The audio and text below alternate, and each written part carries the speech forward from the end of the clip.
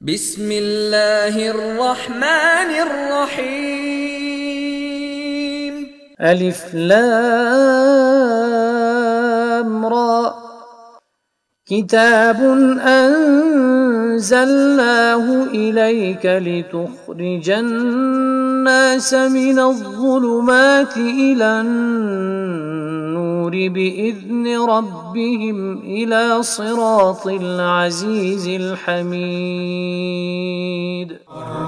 قرآن کتاب ماست، در بیداری و خواب ماست، در ظلمت او شهاب ماست، هر جا او رهنمای ماست، هر جا او رهنمای ماست. هر کس قرآن بخواند روحش زنده بماند. فلا مضل له ومن يضلل فلا هادي له واشهد ان لا اله الا الله وحده لا شريك له واشهد ان محمدا عبده ورسوله.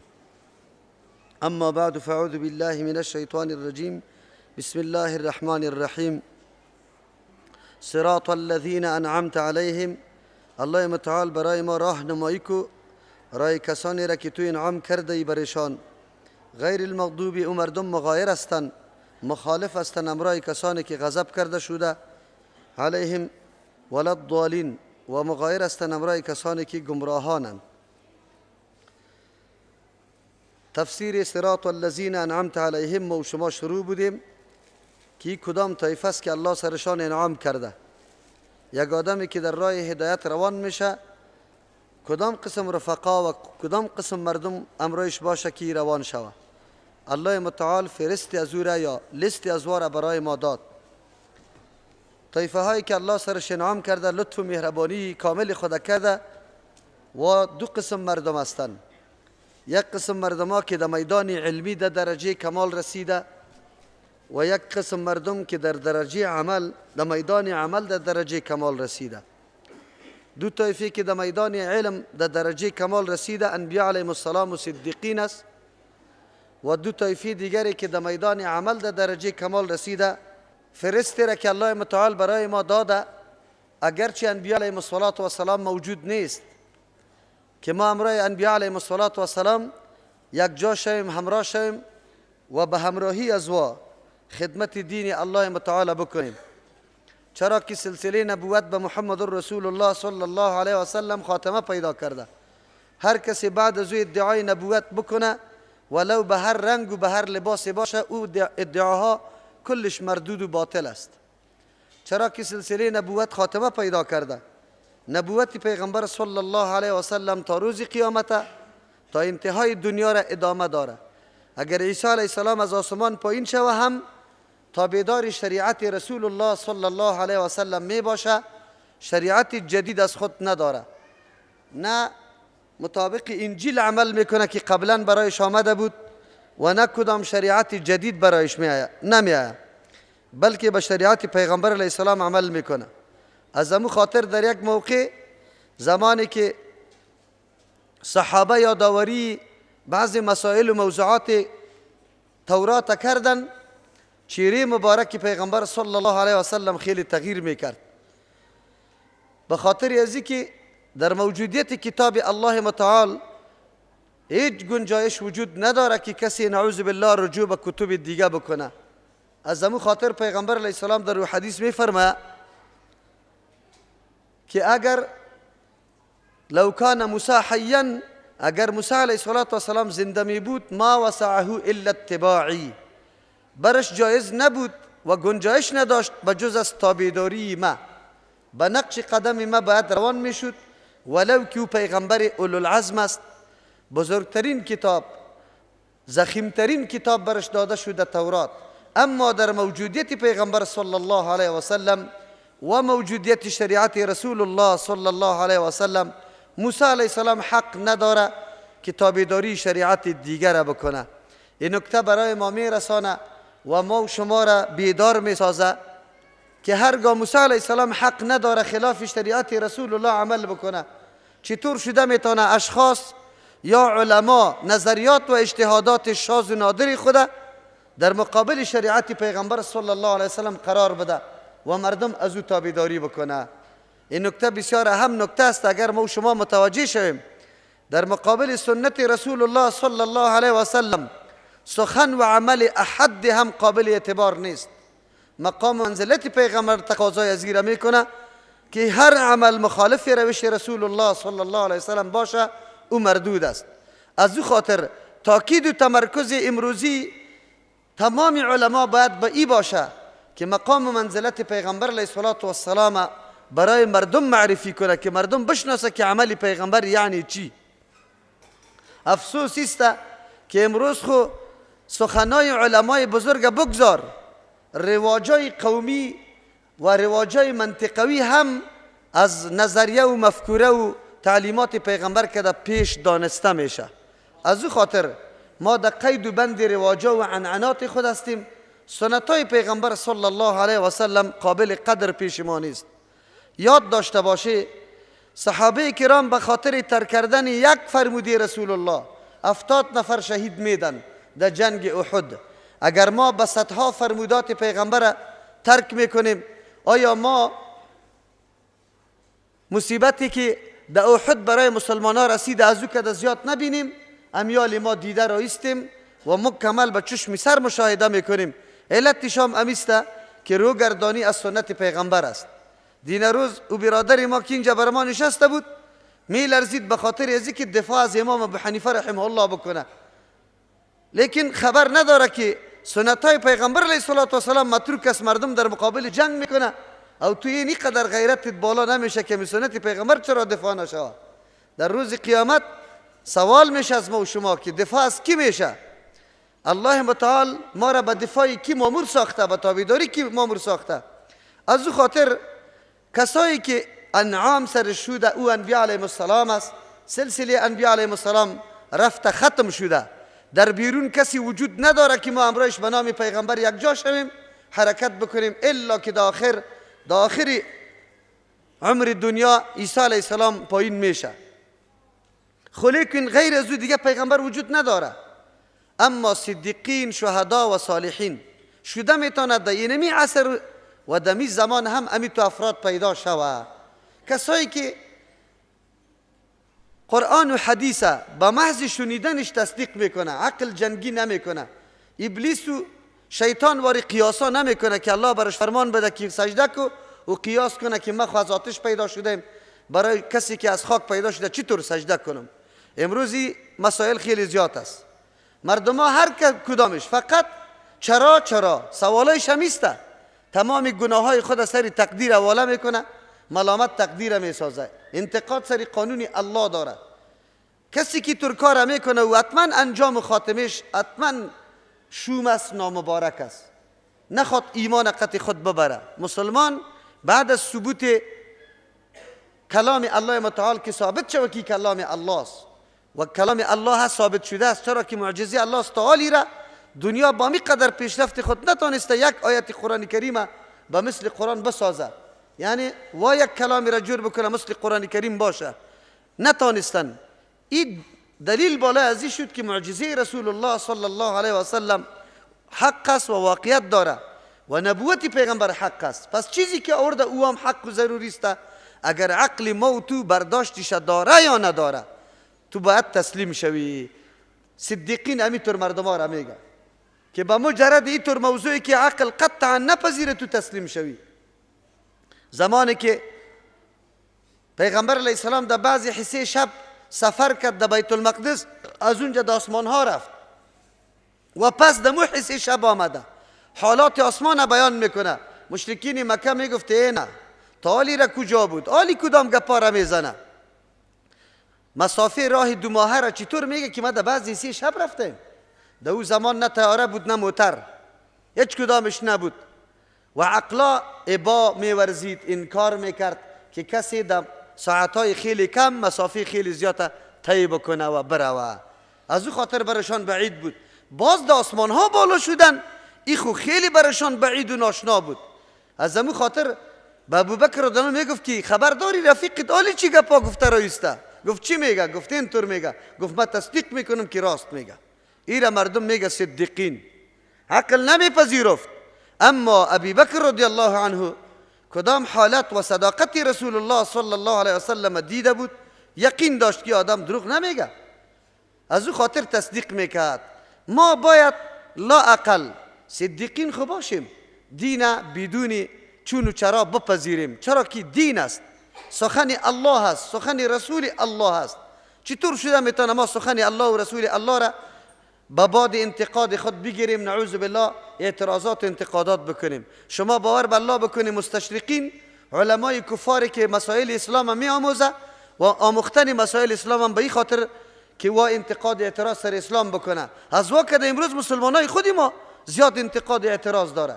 یکیش میگه زنا چرا حرام شده، دیگهش میگه این قیدگیری چرا است، دیگهش میگه دایی روزای دراز و گرمی چرا روزه است، دیگهش میگه که نماز صبحی در وقت خو نماز چرا است، دیگهش میگه که آدم نان بخوره باز تراویح چرا است. این انتقاداتی است که از طرف ملحدین بشود و این نعوذ بالله بسا اوقات انسان از دایره اسلام بیرون میکنه.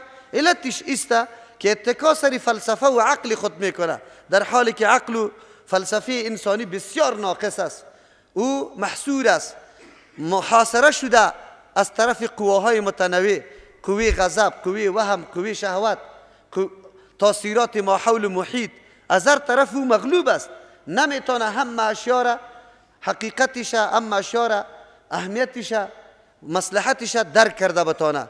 برای مسلمان مناسب است که تصدیق بکنه امر. سوم چیز که برای ما ضرور است، اول دعوت انبیاء علیهم السلام بود که ما باید دعوت رای انبیاء را در پیش بگیریم، به سوی الله دعوت بدیم، به سوی الله دعوت، به سوی توحید و یکتاپرستی الله دعوت دادن است. موضوع مسئله که خیلی اهمیت داشت در جامعه ما و شما، چرا ما گفتیم که هر گناه در اینجا علنی به طور زیاد وجود نداره، اما یگانه گناهی که منفورترین و بدترین و مبغوضترین گناه است به نزد الله او خیلی زیاد است در بین مردم که شرک است. باید این گلمش چیده شود و این وقتی چیده میشه که هر کدام ما و شما فقط دعوتگر توحید الله باشیم. اگر دعوتگر توحید الله متعال نباشیم، باز دیگه وظیفه خوب و مسئولیت خود ادا نکردیم. از او خاطر آمدن ما به درس قرآن کریم ما را این مسئولیت در ذمه ما میپرته که ما دعوت به سوی یکتاپرستی الله بکنیم، مردم الله را بشناسه، از غیر الله منحرف شوه، غیر الله را بگذاره. این موضوع خیلی مهم موضوع بود و این رای انبیاء علیهم السلام است. خوشا به حال او مردمی که واقعا گوشه از عمر خدا در نشر اشاعت توحید الله و یکتاپرستی الله میگذرانه و الله امی زمینه را برش مساعد میکنه که امی طور موقع برش حاصل میشه که یک نفر عقیده صحیحه توسط تو پیدا بکنه. این طور آدم واقعا خوشبختترین آدم است و این اول مرحله برای انسان است. دوم، هر موضوع مسئله دینه بیچون و چرا پذیرفتن. سوم، این دین و دعوت برای خود فداکاری داره، قربانی طلب میکنه. دین همون طور نامده، صحابه جان خود قربان کرده، اولاد خود قربان کرده. شما وقتی سیرت ها را میبینی، سیرت صحابه کرام و کدام مشقت ها و تکالیف برداشت کرده برای رساندن عقیده توحید الله متعال و رساندن تعلیمات والای انسانی و واقعا اسلامی از رسول الله صلی الله علیه وسلم. این را به ما و شما رسانده. از او خاطر ما نیاز داریم به این که در جمله شهدا خود شامل کنیم، خود آرام نگیریم. دفاع از سنت رسول الله، دفاع از توحید الله متعال، این فریضه و لازمه زندگی ما و شماست. ما در مجالس نشسته می باشیم، تعرض سر توحید الله میشه، آرام میگیریم خدا. تعرض سر حدیث پیغمبر میشه، سنت رسول الله میشه، آرام میگیریم خدا. مخو از این خاطر باری را یادآور میشم که علمای ما در روز قیامت در پیشگاه الله متعال جواب میده. زمانی که نشسته می باشه و یک فرد برش مراجعه میکنه، از پیشش سوال میکنه رفع الیدین چیست؟ و این بیچاره حتی گفته نمیتونه که بله یک سنت رسول الله صلی الله علیه و سلم است. این آدم چطور در کدام فرقه از همین منعم علیهم خود داخل میکنه؟ راستی تا نبگه او مولا صاحب دعوت به توحید ندادی، به سنت ندادی، صدیقین نشدی، تصدیق نکردی امی موضوع را که لا اقل خو بیان میکردی، دفاع نکردی و در کل عمر قطع بدعتا ملوث بودی. خیر تو در کدام، در این 4 گروه در کدامش خود شامل کرده ای؟ سند برم بده، تمام عمرت به می سیستم تیر میشه. ما از اینمی ارزش اسلامی خود که الله برای ما بیان میکنه باید دفاع بکنیم. اگر خونی ما میریزه، آبروی ما میریزه، مال اولاد ما تباه میشه، لیکن در مقابل دفاع از دین هیچ کدام باکی نداره. دنیا را الله پیدا به می خاطر کرده، ما را الله پیدا نکرده که ناز و نعمت و عیش و عشرت دمی دنیا بکنیم. این داری فانی است، کلگی رفتنی است. اما خوشا به حال او کسی که او این داری فانی را ذریعه و سبب برای دار بقای عزت دار بقای خود جور کرده، عمر خود واقعا در خدمت دین میگذرانه، دفاع میکنه. اگر از عرصه گپ ما نتانستیم عملی کرده، لااقل در چهارم نکته خود در جمله منعم علیهم شامل کنیم. صالحین خوب باشیم، عمل کرد ما، کردار ما، حرکت ما، نشست و برخاست ما، معاملای ما با مردم مطابق سنت رسول الله صلی الله علیه و سلم خوب باشه. اگر هم نباشه، خیر ما چطور بگیم در هر رکعت نماز اهدینا الصراط المستقیم صراط الذین انعمت علیهم، باز بعد از او منعم علیهم داخل هم نباشیم، نه دعوت به توحید بدیم، نه تصدیق ما درست باشه، نه دفاع بکنیم و نه در زندگی عملی ما سنتای پیغمبر دیده شود. باز دیگه تو در کدام فرقه هستی؟ هیچ امکان نداره. از او خاطر شرط است که ما از این 4 صفت اگر الله به کسی نصیب کرده باشه، هر 4 قسم صفته که هم دعوتگر باشه، هم تصدیق میکنه، هم دفاع میکنه، هم در عمل کرد مکمل تابع سنت رسول الله صلی الله علیه وسلم است. این خود دیگه کامیابی و نیکبختی بزرگ است. لااقل انسان خود یک چیزیش داشته باشه.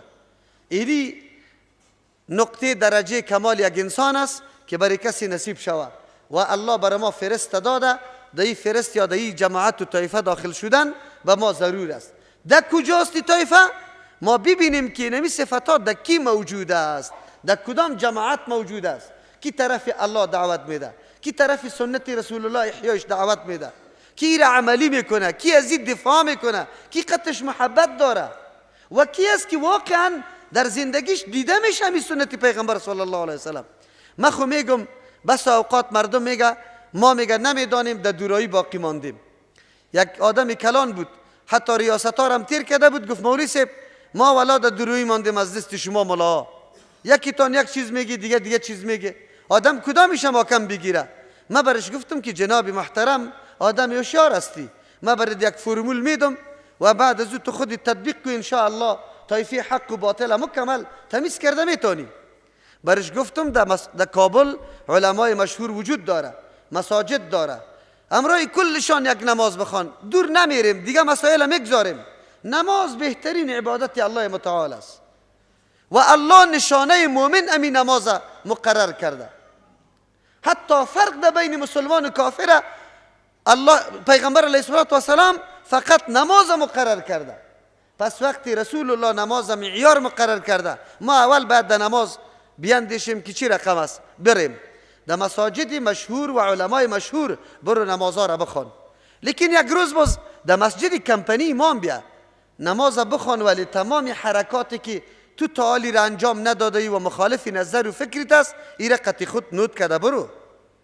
زمانی که نماز خلاص شد مراجعه کو پیش ما و همون نکات مخالف خود یکه یکه برای ما تقدیم کو، بگو مولی سبینی عمل انجام دادی، دلیلش سندش بده که رسول الله این کار کرده یا نه، اینی را انجام دادی، اینی را انجام دادی، اینی را انجام دادی.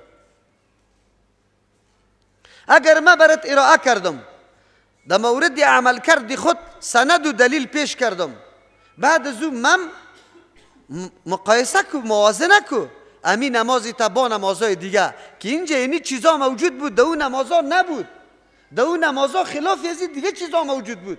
امی قدر سواله که از من میتونی از او عالمان بکو، برو برش بگو که اینی کار تو انجام دادی، ای در کجا بود یا نه. به طوری مثال در نماز جمعه آمده ای، تو که در نماز جمعه در کمپنی بیایی یک آذان در پیش منبر داده میشه، به مجرد که خطیب داخل میشه خطیب تحیت المسجد نمیخونه، متصل میره در سر منبر السلام علیکم و رحمت الله و برکاته میگه، میشینه مؤذن در پیشش آذان میگه، بعد از او خطبه را ایراد میکنه، در بین خطبه تقریر و وعظ و نصیحت است، دیگه چیز وجود نداره.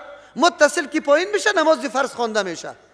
اما تو جناب اگر تو واقعا محبت با رسول الله داری و دین دوست داری و سر دین غیرت داری، زمانی که در دیگه مسجد میری، اول مردم که داخل میشه اونجا ملا صاحب در سر منبر میشینه، یک آذان بیرون داده شده، یک آذان درون اول داده شده، بعد از او باز ملا صاحب از سر منبر میشینه تقریر میکنه، حالی کسی فارسی یا کسی پشتو مطابق هر زبانی که در اونجا مردم زندگی میکنه.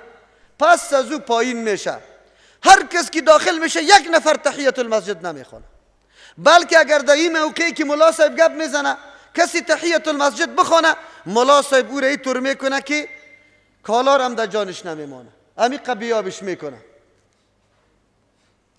بعد از او امر میکنه که سنت جمعه را بخونه، 4 رکعت سنت خوانده میشه. پس از او بالا میشه، اینی را به نام خطبه یاد میکنه که در پیش روی خطیب آذان داده میشه. پس از او نماز میخوانه. تو جناب اگر محبت با سنت رسول الله و واقعا شریعت دوست داری، بکش. پیغمبر در این خطبه واقعی، این خطبه ساختگی از یعنی که پیش تقریر میکنه، در این خطبه واقعی صحابی را پس از چیز خستانده که تو 2 رکعت تحیه را خوانده یا نه، بخی تحیه را بخوان. رسول الله امر در این خطبه میکنه به تحیه، لیکن مردمی تو یک روز در کل سالا یک روز هم تحیه نخوانده. بده برام سند نه جناب محترم، این تقریری که تو به نام فارسی پیش کردی در کجا آمده؟ بده برام نه سند بده. تو که به نام سنت جمعه 4 رکعت میخوانی، بده سند نه. از کجا کردی؟ این دین اضافگی قبول داره چی؟ والا ابن مسعود رضی الله عنه 4 رکعت خوانده، ابن عباس رضی الله عنه 10 رکعت خوانده، دیگه صحابی 12 خوانده، دیگه 20 خوانده. او خود نفل است.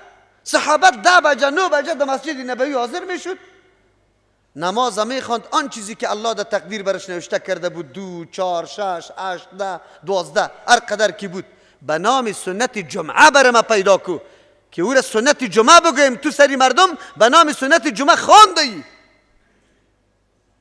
از کجا میشه؟ تو را به الله قسم در کدام جمعه سبح اسم ربک الاعلی و هل اتاک حدیث الغاشیه را خوانده ای؟ چی قل کدام وقت خوانده ای؟ ان اعطیناک الکوثر والعصر ان الانسان لفی خسر. کل عمر تیر کرده ای تو.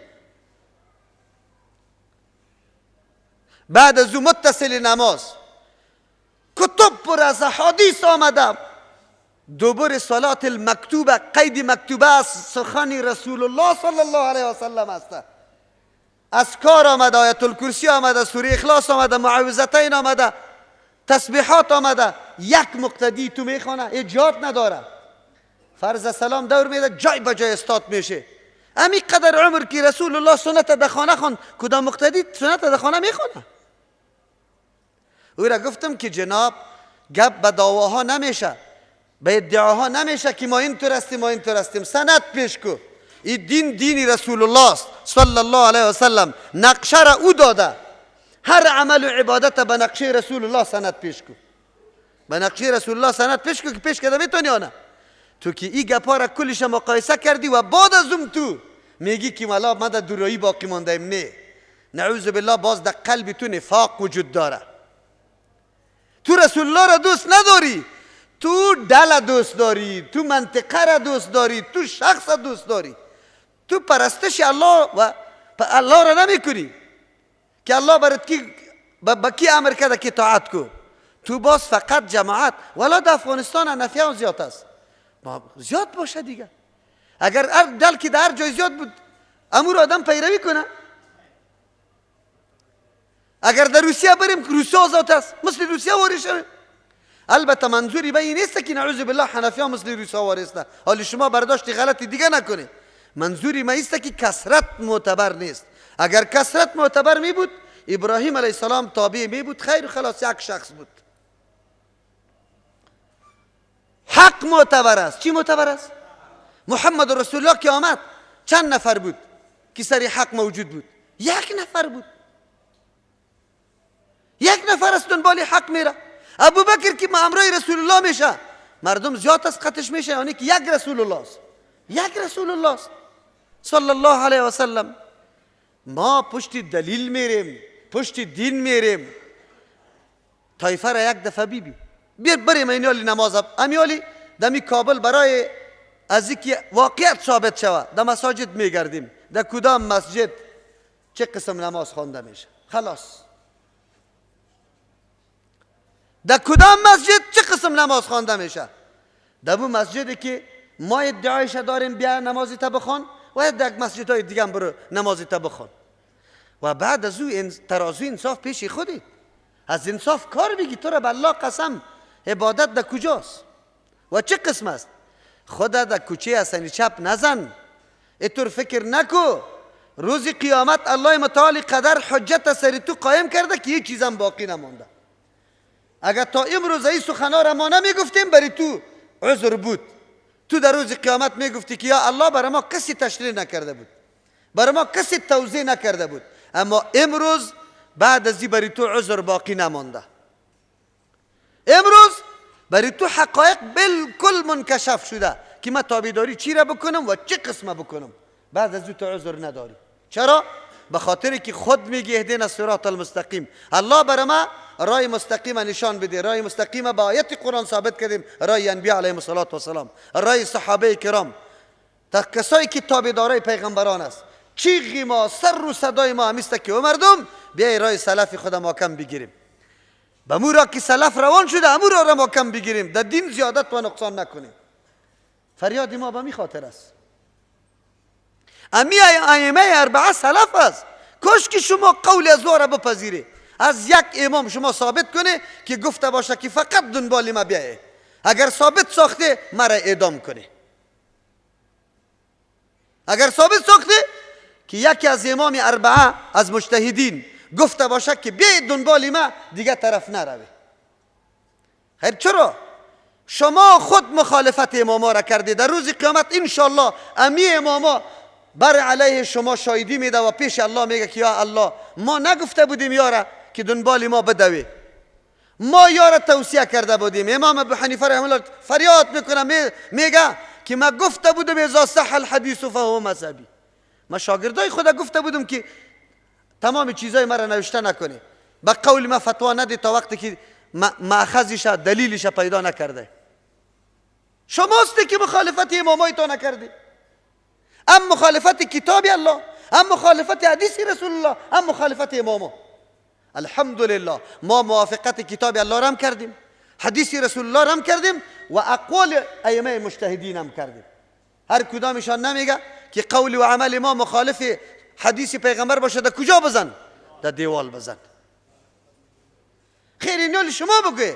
اگر بعد از همه ما بازم در اشتباهات والله چی کنیم چی نکنیم، پیش الله رفته نیستی. الله از پیش سوال میکنه. خودت میگی اهدنا الصراط المستقیم. صراط المستقیم برات واضح شد. صراط کیست؟ صراط الذین انعمت علیهم. رای کسانی که انعام سرش کرده. انعام سری کی شده؟ 4 جماعت. کدام جماعت هاست؟ کی است؟ برای تو مکمل واضح شده. بعد از این باز تو چطور شک و تردد بکنی باز بگویی که والا من در دوراییستم، از این مولا را قبول کنم از این مولا را. خود مردم افغانستان چطور است؟ مردم افغانستان اینطور خاصیت داره، جیبش هم مکمل خالی که از پول و پیسه. یک چند بوکسی دیگه هم دمی کلیش بزن از پیشت راضیست. بسیار تو را خوش میکنه. اگر نه که تو رفتی دمی عین مصیبت و غم دلداری از او را کردی، او را حوصله افزایش کردی، تو را قبول نداره. تو را قبول نداره. مولایی که برش میگه در جای جنازه پدری تو باید اول بری در بازار، جنازه پدری تا در دست مردم بده، تو برو کراکری را پیدا کو، چوب بخر، برنج و روغن بخر، اینجا به درغه تیار کو. خب پدر و مادری تا مردهش بده در دست بیگانا، اونجا یک چند بیل خاک سرش چپا کنه. باز اونجا هم پندکی پیسه را پیدا کو، با قرض میشه 1000 جا که پیدا میکنی. ایران برش بده کجا ببره. باز هنوز در بعضی جاها خود چیسته در بینی چی میگه چپارتی الوار هم پخته که این در سری قبر ببر. آلی خو خورما رواج شده در اونجا ببر. تو جناب در آخرین مرحله که حق پدر و مادرت بود که به اخلاص دعا میکردی، گریان میکردی، در عین جنازه تو بیچارگک در بازار این طرف میدویدی، یک دعا به پدر و مادر برات نصیب نشد از دست همین مولا. بعد از او کی آرام هستی؟ بعد از او دیگه نفر پیدا کو در 2-3 روز اقربای تا که قطی تو اونجا بگو برچفک لین استاد شوه فاتحه خوانی اعلان کده مسجد کویتی، تو باید قطار خیلی کلان نفرای پذیرایی را پیدا کنی، خبرداری نه؟ تو باید بری قاریا را پیدا کنی، فرشا را پیدا کنی، توشکا را پیدا کنی، پشتیا را پیدا کنی. تو حالی دیگه در غم مردیت نیستی که یک 2-3 صفحه قرآن بخونی دعا برش بکنی، 1-2 رکعت نفل بخونی دعا برش بکنی. در تلاش ازی شوی که یک یتیم پیدا کنم یک چند روپه بدم که اموا مشکلشان رفع شود، ثواب به پدرم برسه به مادرم برسه. تو دنبال اینمی عنعنات استی جناب محترم. اینطور فاتحه گیری که عیناً کاپی شده از غرب است، مردم استاد باشه دست به سینه که کلش خلافی کیست بگوید دین. یکیش ملایش باز نو پیدا شده، حالی چی میگه؟ یک موضوع را افشا نکنم. این قدر عمر چرا افشا نمیکردی؟ تو عالم نبودی؟ تو عالم هستی، موضوع را تو باید در روز اول افشا میکردی، به مردم میگفتی که نارواست. امروز تو افشا میکنی. ما این موضوعات بگوی 20 سال پیش افشا کردیم. 20 سال به توفیق الله، به فضل الله، به احسان الله. چرا مردم در حالت تاریکی گذاشته؟ عنعنات این دوار سرش پیش برده را استیده مردیش. بعد از او تو بیچارگک الا جمعی تیار کو، در روز پنجشنبه اوجا دکانداری تست و تست، اینجا از دلت الله خبر داره. باز بعد از او مردم تکلیف بده، کلش دکانداره را کارت روان میکنی و بیچاره در دوروی پای یک دفعه میگه که برم، اگر برم خو امروز 1 لک روپه نقص میکنم از دکانم، اگر نرم خفه میشه. مردمم تباه کردی، خودم تباه کردی، کاری غلط و نادرست هم انجام دادی، ختم ریایی هم شروع کردی، قرآن در عمر پس نکردی، در 1 روز در خانت خودت نشیشی قرآن کریم پس نکردی که تلاوت کنی. امروز به خاطر مردیت به نام ختم سپاره را توزیع کرده رایستی قاریای کور آورده ای به اجرت. یک چیزی که آدم به اجرت انجام بده او ثواب داره؟ خیر خودش ثواب نداره، بده یک کس چی را بده. باز بری تو خوب نشان داده بیشی ای چند دانه جمعی را خو خلاص کردی، باز بیشی دیگه صدقه نکو. اگر در خانت هر قدر آدمی غریب و بیچاره آمد به نام الله صدا کرد، باز 100 روپه هم نده، خود 40 روز که پوره شد باز دیگاره باز بار کو. تو این دوستی یا مسلمان؟ ای پدرت 39 روزی دیگه دمی آتش خوپه خورده رویی بود، تو چرا صدقه نمی کردی؟ باز بیشی 40 روز که تیر شد باز دیگه خو کو. اگر هر قدر نیازمند پیدا شد، نه با تفلکی خود یقین به الله بکو، قاعده بغدادی نمیگیری. قرآن کریمی که از عربستان مردم روان میکنه، آجی هستی خو میایی با مولوی صاحب میگی که مولوی صاحب یک قرآن کریم خوب بده. واجی صاحب تو پولدار هستی، یک قرآن کریم از ما طلب نکو، برو در اوجا کتابخانه 100 قرآن کریم تو هدیه کو، بیار دهید درس تفلا بده به تفلا.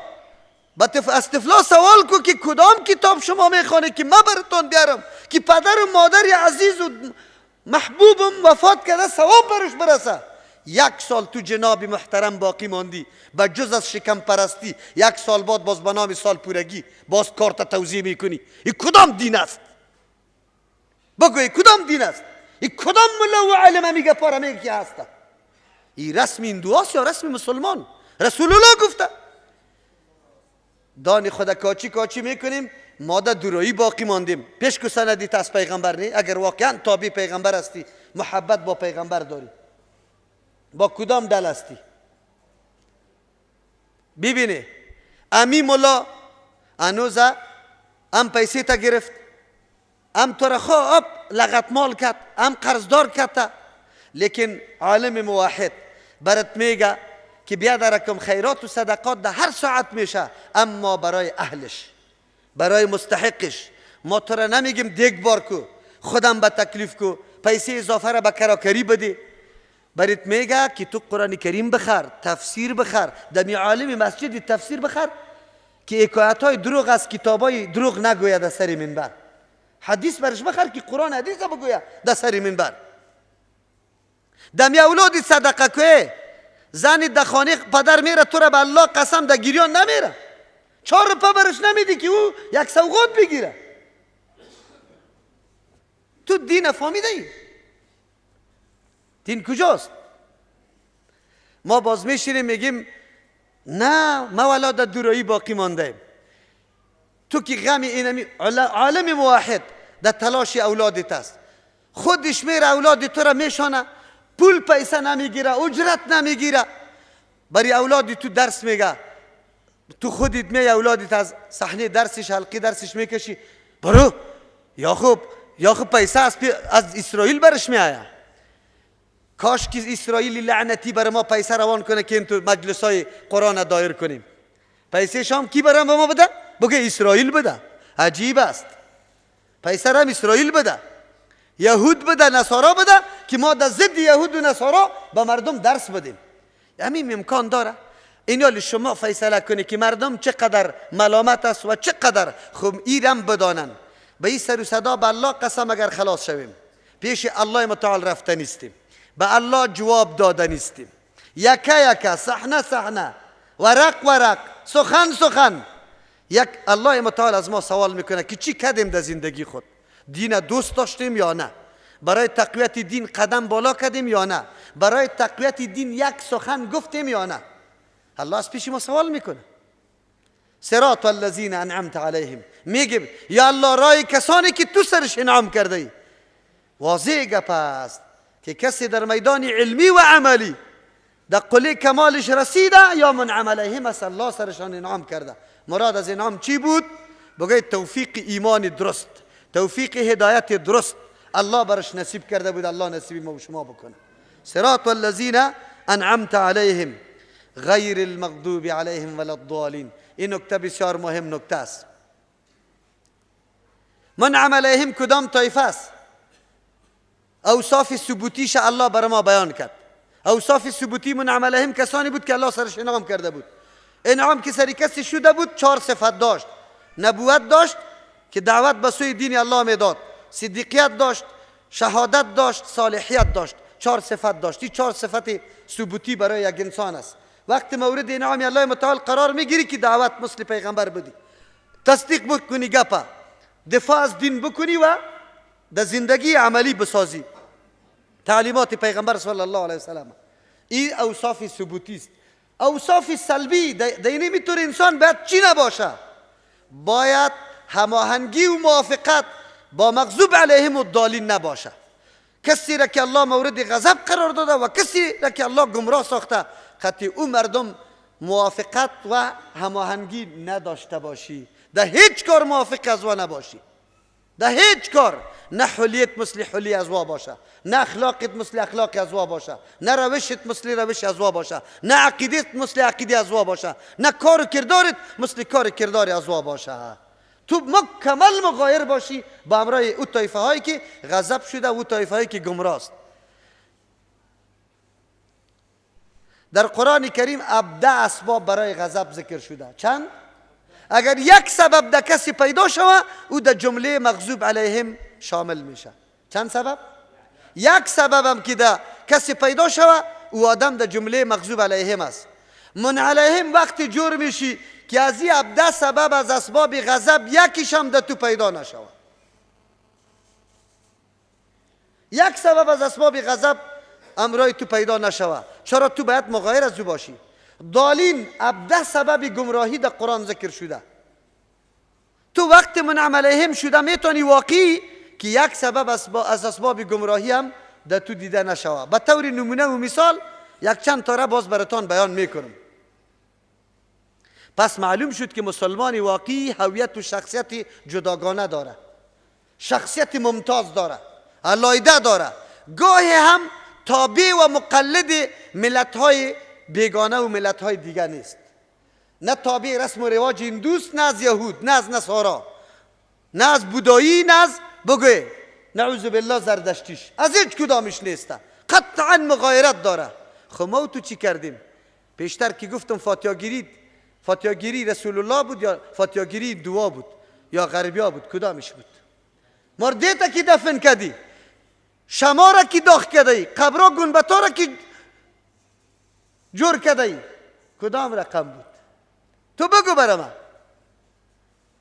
پیغمبر علیه السلام خود تعزیت میکرد، تعزیت خوی را میگفت پیش مردهدار یک 4 دقیقه بیشی او را نصیحت بکو، برش بگو کلی مارای ما نمیسته، خیر است، پدری تو وفات کرده، بچیت وفات کرده، این از جانب الله متعال است، کلی ما از دنیا رفته نیستیم، قضا و فیصله الله است، در فیصله الله حکمتا می باشه، خیری دمی است، تو بجز از که مامور به صبر استی صبر بکو، خیر و خلاص.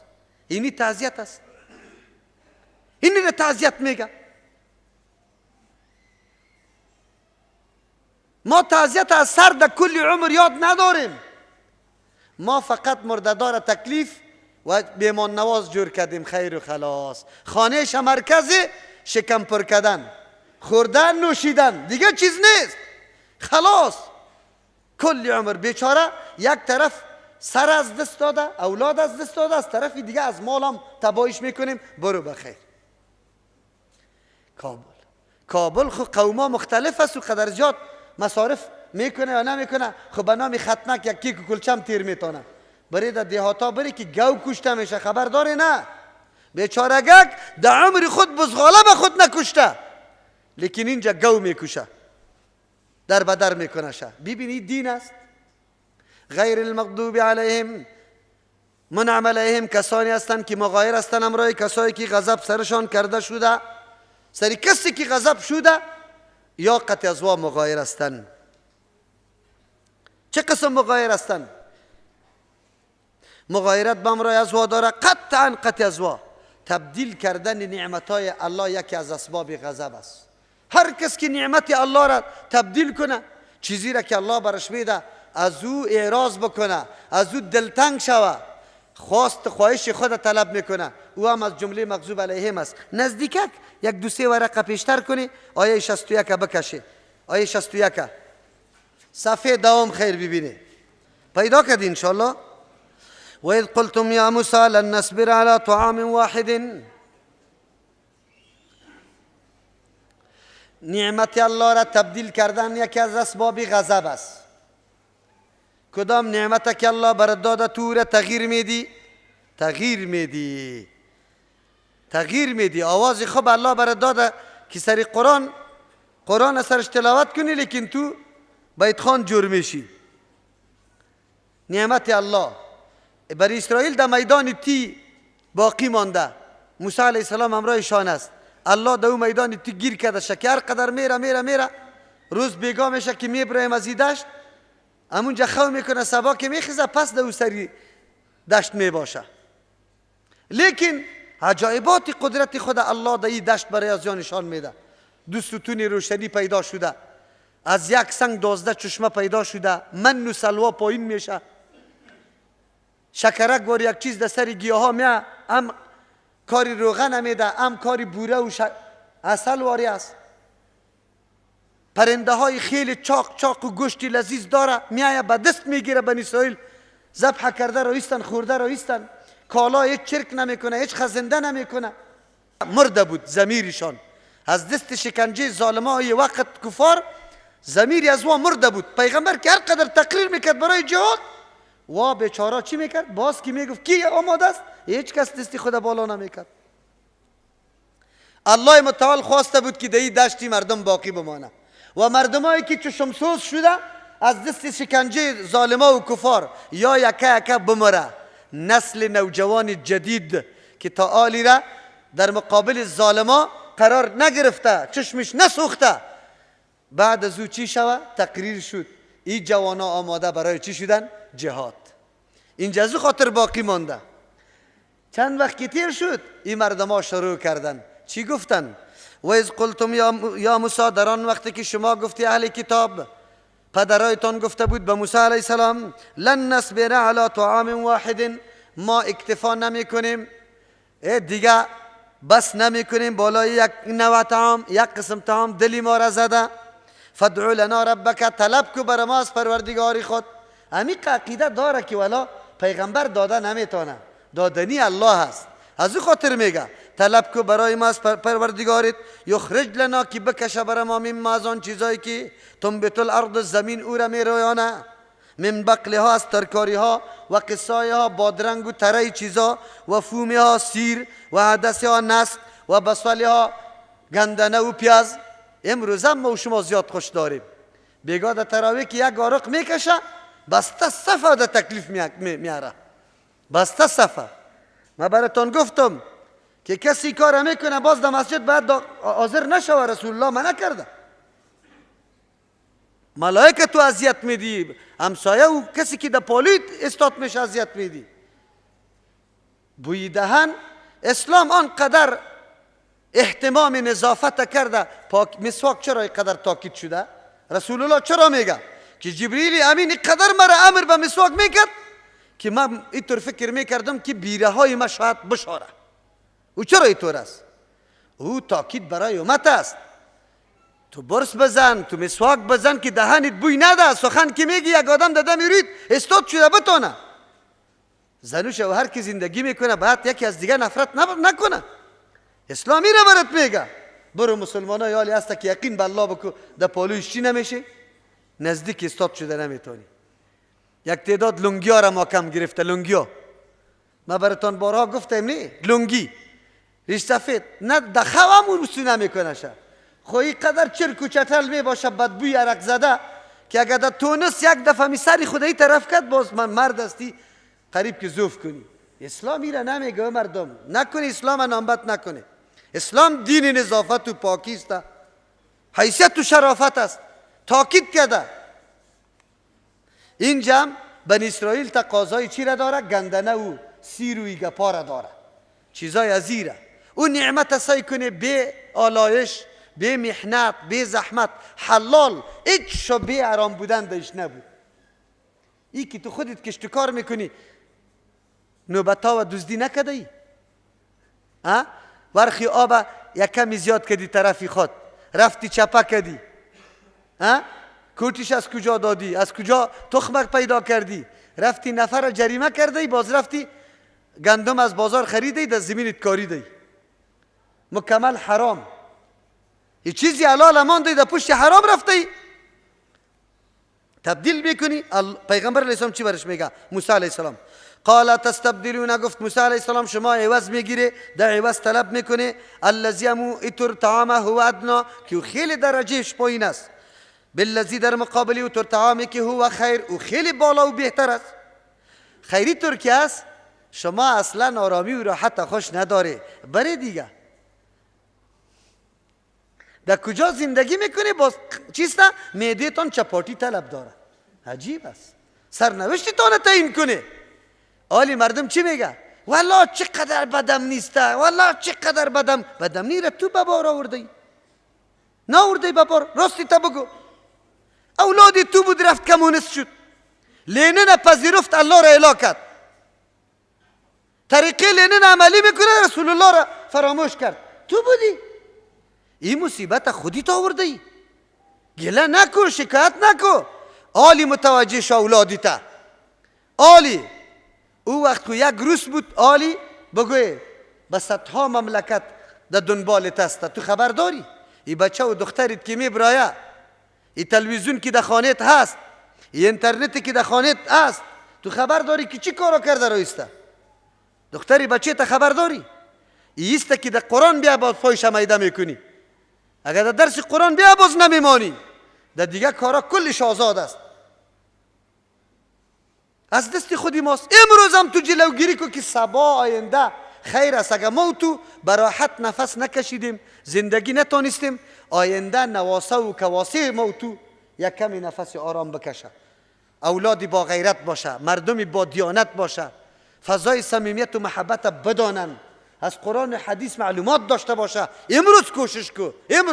امروز تو کمر فقط برای بسته کردن مرکز دعوت توحید بسته کرده نمیمانیشه. راستی تا بگو کی است؟ انتقاد سری کی میکنی؟ میخوایی که افغانستان آرام باشه، لیکن میکنی کاری چی را؟ افغانستان کی آرام میشه؟ که برم من چاپلوسی امریکا را بکنم، انگلستان و روسیه را بکنم، چین و فرانسه را بکنم یا اینجا قطع برادری ناراضی خود، قطع برادری که قطم جنگیست، ما میرم برش بغل باز میکنم که بیا درکم چی چیز از ما مطالبه داری، ما سر رو جانم قربانید بگی، لیکن موافق دین زندگی کنیم. بیا پیشو. ما خو یکی ما از ایران میگیریم، دیگه ما از پاکستان و دیگه ما از روسیه، دیگه ما از فرانسه، دیگه ما از امریکا، دیگه ما از انگلستان. باز میگیم ولی بدم نیسته. بازم میگم تا که نسلا ما جور نشویم اینطوری جور نمیشیم. نسلا وقتی جور میشیم که اولادی ما با قرآن و حدیث تربیه شوه. اولاد ما، سیاسری ما، خودی ما، سنوی ما، بچه ما، پدر ما، کاکای ما، مامای ما، کل ما با قرآن و حدیث تربیه شویم. راستی تا نبگوی کدام خاندانی که همینطور موحد است دمو خاندان کدام جنجال پیدا میشه، با مجردی که ادنا گپ پیدا میشه کلشان چی میگه؟ چیزی که قرآن و حدیث میگه فیصله کنه. هیچ کس خفه نمیشه، هیچ کس خفه نمیشه، حتی جنجالش تا محکمه هم نمیرسه. این برکت قرآن و حدیث است. لیکن ما تو قرآن و حدیث پشتی سر انداختیم، باز میگیم بدم نیسته. بدم نیره ما تو آوردیم. همین دختریت که به این سیستم میبرایه، راستی تا بگو این بدن میره به بار ناورده، صدها جوانم مصروفی خود نساخته، خود دختری توست، همشیری توست، چرا به این فیشن به این کار میره؟ چرا مانع نمیشی؟ تو بدم نی آوردی. امی بچه که اونجا میره قمار میزنه، شراب میخوره، امروز روزه میخوره، این بچه کیسته؟ بچه ما توسته. بیا ما تو کار کنیم. اینطور نمیشه. بنی اسرائیل واره خودشان در دشت نشسته است که آب پیدا نمیشه، آب برای نوشیدنش از توسط معجزه موسی علیه السلام از سنگ میبراید او دلشان تقاضای ترکاری میکنه. عجیب است. یک چیزی اسباب و وسایل خود داشته باشی. ان الله لا یغیر ما بقوم حتی یغیروا ما بانفسهم. این حالت تبدیل نمیشه سر یک قوم تا وقتی که مردم حرکت نکنه، مردم یک کمی بیدار و هوشیار نشوه. الله پیغمبر برش چی گفت؟ فإن لكم ما سألتم. یقینا برای شما همون چیزی است که شما سوال داره. برای در قریه جایی که جوی آب است بکاری زمین ها را. و ضربت علیهم الذلة والمسکنه. تاپه لگانده شد، چاپ شد بالایشان از ذلت و خواری و المسکنه و فقیری و ناچاری. الله اینطور خوار و ذلیل کرد شانه. و باءوا بغضب من الله. گرفتار شدن به غضب کی؟ الله متعال. یکی از اسباب غضب تبدیل نعمت الله هست. تبدیل چی هست؟ که نعمت الله سرت شده تو او را تغییر میدی، میری اون نعمت اعلا بکنی دیگه طرف. اسلام تغییر دادی. امروز کل ما یک نفر مستثنا نیستیم در این جمله، با شمول خودم ما نعمت الله را تغییر دادیم. در اینجا نظامی که الله روان کرده قرآن، نظام قرآنی حاکم باشه خوب است یا نظام دموکراسی؟ شما بگوی تبدیل کردیم یا نکردیم؟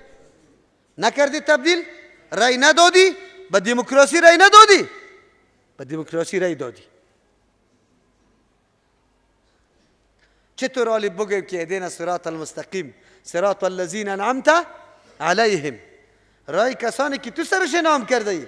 منعم علیهم خو مردمی است که مغایرت با مغضوب علیهم داره. و ما بسته قانونی خود تبدیل کردیم، قانونی که الله ساخته، که علم محیط داره، مصلحت ها و ضرورت های ما برش معلوم است، مطابق تمام ضروریات ما قانون ساخته. او را ما ترک میکنم، میرم 4 قانونی ساخته شده خواهش پرستای غرب میارم سری ملت خود تحمیل میکنم. از این که ظلم بزرگ دیگه هست؟ از این که جفای بزرگ دیگه هست؟ مردم حالی به دموکراسی خیلی ارزش قائل است یا به قرآن؟ به دموکراسی ارزش قائل است. دوم کفر به قرآن کریم. همین آیت 90 شه پیشتر بروی صفحه چند؟ صفحه 15 آیت 90 پیدا کردی انشاءالله.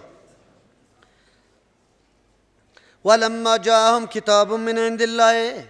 هرگاه که آمد امی اهل کتاب بود که یک تقاضا میکردن برای ما قانون بیا عمل سرش بکنیم، ما مطابق دستورات کتاب الله زندگی خود عیار کنیم. الله متعال میگه ولما جاءهم، هرگاه که آمد برشان کتابم من عند الله، و کتابم نوشته شده دیگه کس نه بلکه کتاب از جانب الله متعال، مصدق لما معهم، اینطور کتابم نه که مغایرت با کتابای سابقی از وا داشته باشه. تورات آمده بود، در اول مکمل پاک بود، منزه بود، تمامش دستورات الله متعال بود. ملاها خیستن، هر کس در این کتاب دست زد، هر بدعت هر کس میکشید داخل کده رفت. اصل تورات بیخی تغییر و تبدیل شد، مردم را گم شد. یاران امی سخن که در کتاب تورات است، از کتاب این کلام الله است، امر الله است، یعنی که کدام ملایی را داخل کرده مشتبه شد بیخی تورات. از او خاطر آرمان میکردن که یک کتاب صاف بیا از جانب الله. قرآن کریم کتاب الله بالای محمد رسول الله صلی الله علیه وسلم آمد. اینطور قرآن که تایید میکرد کی را؟ تورات. مصدق لما معهم، تایید کننده بود می قرآن کریم برای او کتابی که امرای ازوا بود. تمام مضامین و دستورات تورات در قرآن کریم هو به هو همو قسم بود. و کانوا من قبل، بودن پیش ازی یستفتحون علی الذین کفروا، خبر میدادن برای غلبه حاصل کردن به کسانی که کافر بودن. کفار می گفتن در مدینه منوره اوس و خزرج اصل قومی مدینه منوره است. یهود بنو قریظه، بنو نذیر، بنو قینقاع یا مدگیس از فلسطین. چرا آمده؟ به این خاطر آمده که آخری پیغمبر پیدا میشه، ظهور میکنه در سرزمین عربستان. محل هجرتش مدینه منور است. اینجا ما باشیم که در وقت آخر ما قطش همراهی شویم. چرا؟ فضیلت امت خوانده بود در کتاب تورات، از فضیلت امت خبر بود، میخواستن به رسول الله صلی الله علیه وسلم امتی بگردن. لیکن اینجا که آمد پیری مریدی را شروع کرد، دکانداریشان. اینجا الله متعال میگه اینجا به کفار چی میگفت؟ به کفار خبر میداد، گفت یک وقت یک پیغمبر میآید ما قطش یک جا میشیم، باز الله کامیابی را نصیب ما میکنه. حالی ما زیر دست شما هستیم، آخر ما سرتان زور میشیم. یستفتحون، طلب غلبه را، خبری غلبه حاصل کردن میدادن علی الذین کفروا، بلای کفار. لیکن چی شد؟ فلما جاءهم، هرگاه که آمد برشان ما عرفو، آن چیزی که میشناختن. اینطور هم نیست که ناشنا باشه پیششان. کتاب الله آمد، قرآن، مسائل دینی را پیش آگاه بودن، موافق تورات بودن. چی کردن؟ کفروا به، انکار کردن از کتاب الله متعال. انکار کردن، انکار از قرآن در عقیده، نمیپذیریم که کتاب الله باشه. انکار از عمل، ما سری قرآن کریم عمل نمی کنیم. فلعنت الله علی الکافرین، پس لعنت الله متعال بالای کفار باشه. بئس ما اشتروا به انفسهم، خیلی بد است آن چیزی که فروختن در مقابلش نفسای خدا، وقت خدا دادن، عمر خدا دادن. یکفروا بما انزل الله، که انکار کردن به او نظام، به او وحی که الله روان کرده بود. چرا انکار کردن؟ بغیا، از روی عناد و ضد. چرا ضد داشتن؟ ینزل الله من فضلی، که چرا الله نازل میکنه از احسان خود علی من یشاء، بالای کسی که الله میخواه، من عبادی از بندگان خود. میگه چرا سر ما نمیاد؟ سر ما چرا نمیاد؟ سر از دیگه میآید. میشناختن که قرآن کریم حق است و فکر میکردن که در بین ما شاید پیغمبر بیا، کتاب سر ما بیا، لیکن این سری محمد رسول الله آمد. حالی فباؤوا، گرفتار شدن به چی چیز؟ بغضب من الله، بغضب علی غضب، به غضب بالای غضب. یک غضب سرکشی از تورات بود، دوم غضب سرکشی از قرآن. وللکافرین عذاب مهین، برای کفار عذابی رسوا کننده است. یکی از اسباب غضب چیست؟ کفر ورزیدن به کتاب الله، کفر ورزیدن، انکار کردن از کتاب الله. ما خو الحمدلله یک مسلمان هم شاید پیدا نشود که بگوید که ما سری قرآن ایمان نداریم. کل ما میگیم چیسته؟ سری قرآن چی داریم؟ ایمان داریم. امیر خو میگیم، اما وقتی که موقع عمل کردن به قرآن بیاید، باز کجا میشیم؟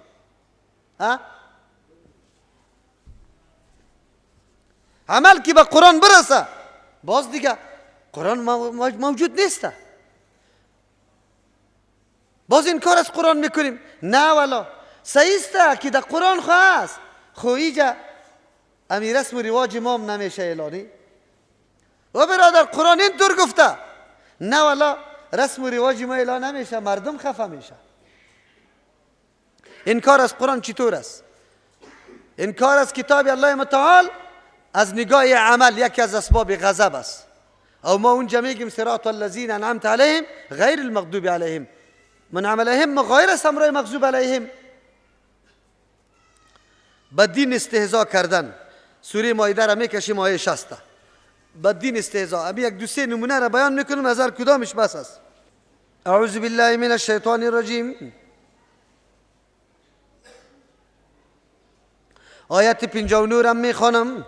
قل بگوی پیغمبر علیه السلام یا اهل الکتاب، یا اهل کتاب، هل تنقمون منا، شما بد نمیدانی از ما، عیب نمیدانی از ما، الا مگر این میره عیب میدانی ان آمنا بالله، که ما ایمان به یک الله داریم، و ما انزل تابیداری از او کتابی میکنیم که نازل کرده شده الینا بسوی ما، و ما انزل من قبل، و به او کتابی که نازل کرده شده پیش ازی، و ان اکثرکم فاسقون، یقینا اکثریت شما فاسق و فاجر هستی. شما از ما دیگه چیز بد نمیبینی. چرا؟ قبلا هم ما مردم بودیم، ایج از ما بد نمورده. خو روزی که ما ایمان به الله را اعلان کردیم، عقیده توحیده، و مردم دعوت دادیم به دین ما انزل الله، تابعداری ما انزل الله را بکنیم، بیای قرآن و حدیث ما کم بگیریم، شما فقط این میره بد دانستی. قبل از این هیچ کدام دشمنی نداشتی. دشمنی شما فقط قطعی نمی گپ است. قل بگو برشان پیغمبر علیه السلام، هل انبئکم، یا شما را خبر بدم، بشر من ذالک، به بدترین ازی، به نزد شما خو ما بد معلوم میشیم، ما براتان خیلی بد معلوم میشیم، سر ما انتقام داری و عیب میدانی ما را، لیکن من شما را نشان میدم از این قدم خیلی بد، مثوبتا از روی پاداش، از روی عوض و استحقاق جزا، عند الله، به نزد الله متعال. کی است او خیلی بد؟ من لعنه الله، کسی را که الله لعنت کرده باشه، از رحمت خصوصی خود دور کرده باشه، توفیق ایمان برش نداده باشه، و غضب علیه، غضب کرده باشه الله بالایش، و جعل منهم القردة، گردانیده باشه از وا شادی ها و الخنازیر، خنزیرا، و عبادت طاغوت، کسی که طاغوتا را عبادت کرده، طاغوت غیر الله را تابعداری کرده، نظام غیر الله را پذیرفته، نظام دموکراسی را میپذیره. ایرا بفهمی خو، اگر ما هر قدر خود ای طرف و طرف بزنیم، دموکراسی قبول کردن چیست؟ طاغوت پیروی کردن و قبول کردن است. اولئک، الله میگه این مردما شر مکانا، خیلی بد است از روی مقام، و اضل، خیلی گمراه، عن سواء السبیل، از راه درست و برابر. قرآن کریم یکی از اسباب غضب اینجا چی را گرفته؟ بد دانستن عقیده توحیده، بد دانستن دعوت به سوی ما انزل الله، یعنی قرآن و حدیثه. دیده؟ امروز مردم ما چی را بد میدانه؟ تا دین روز خوب جوان بودی، تا که مردم نگفته بودی که بیا به سوی عقیده توحید، مردم احترامت میکرد. ملا صاحبان بودی، ملا صاحب اتو نمازا را میخواند پشتید، اتو قدرت داشت که نه؟ دمی جمعه در سر منبر بالاش بگو اولیا بندگان عاجز الله است، هیچ کار نمیتونه کرده، نه اولاد داده میتونه، نه مریضی را شفا داده میتونه. در نماز دیگر جمع نمیشه ریش سفیدا، برات میگه که ملا صاحب بری خود جای طلب کو، خو بری خود جای طلب کو. ملا بودی، ملا اینقدر احترامت داشت که پرسان نکو، که به توحید الله دعوت دادی، بس دیگه. اگر ایرا گفتی که و مردم یک جوان که اینجا میایه اگر آمین میگه یا رفع الیدین میکنه، شما خفه نشوی، خیر است، یام در سنت در حدیث ثابت است. امی قدر گپا که گفتی کرکورک شروع میشه، سبا برات جواب میده. این ملام وابیست، دیدی ورنه واره تایید کرد. قرآن حقایق بیان میکنه یا نمیکنه؟ قرآن حقایق بیان میکنه. بد دانستن بد دعوت توحید، عقیده توحید، و بد دانستن دعوت به سوی کتاب الله و سنت رسول الله، این اسباب غضب است. خیر شما بگویید که چطور ما صراط الذین انعمت علیهم شویم؟ در جمله مغضوب علیهم نمیریم؟ امروز در مساجد ما و گپ براتان بگویم به خاطر که براتان بصیرت باشه. در یک مسجد امام بودم. امامت های ما او قدر زیاد دوامدار نمی باشه. نه امامت های موحدین دوامدار می باشه؟ نمی باشه. خب ما خو فرض خواندم در سنت در اجره می بردم. در برنده نماز خوانده بودیم. یک جوان آمده بود خب نماز خوانده بود او می خواند. ما در سری سنت بودم که امیر استفیدا ما بین خود میگه، یکیش میگه که میزدیشه، دیگهش میگه که دو پاره میکردیشه، دیگهش میگه که چی هسته اگر دیگه آمد همینطور معامله قطعش. ما فهمیدم که همون جوان میگه. سنت خلاص کردم رفتم در پیش روی ریش سفیدا نشستم. ریش سفیدا را گفتم یک گپ از شما شنیدم. همینجا چی گپ بود؟ خیلی قار گپ زده که اینطور میکردم و اینطور میکردم. گفتی نیچه یک مولی صاحب یک بچه آمده بود، اینجا دستای خدا گرفته بود، این پایای خدا اینطور این دیگه مبالغه میکنه نه؟ یا خود که باز از تو حکایتی تو را میکنه. یک نفر در عبدالله ازام قطما بود بگه مرا میگه که اینی قدر استاد شده ای، اینی قدر. من مردم گفتم سعی که ریش سفید در مسجد علام دروغ میگه. سعی کو این دستش در کجاست؟ این دست لنگی می قدر میرسه. میگه اینی طور چاک استاد شده بود. ما گفتم خیلی والا آفرینی تان سری دین خو غیرت داره نه والا غیرت خیلی غیرت. ریش سفیدا بودن.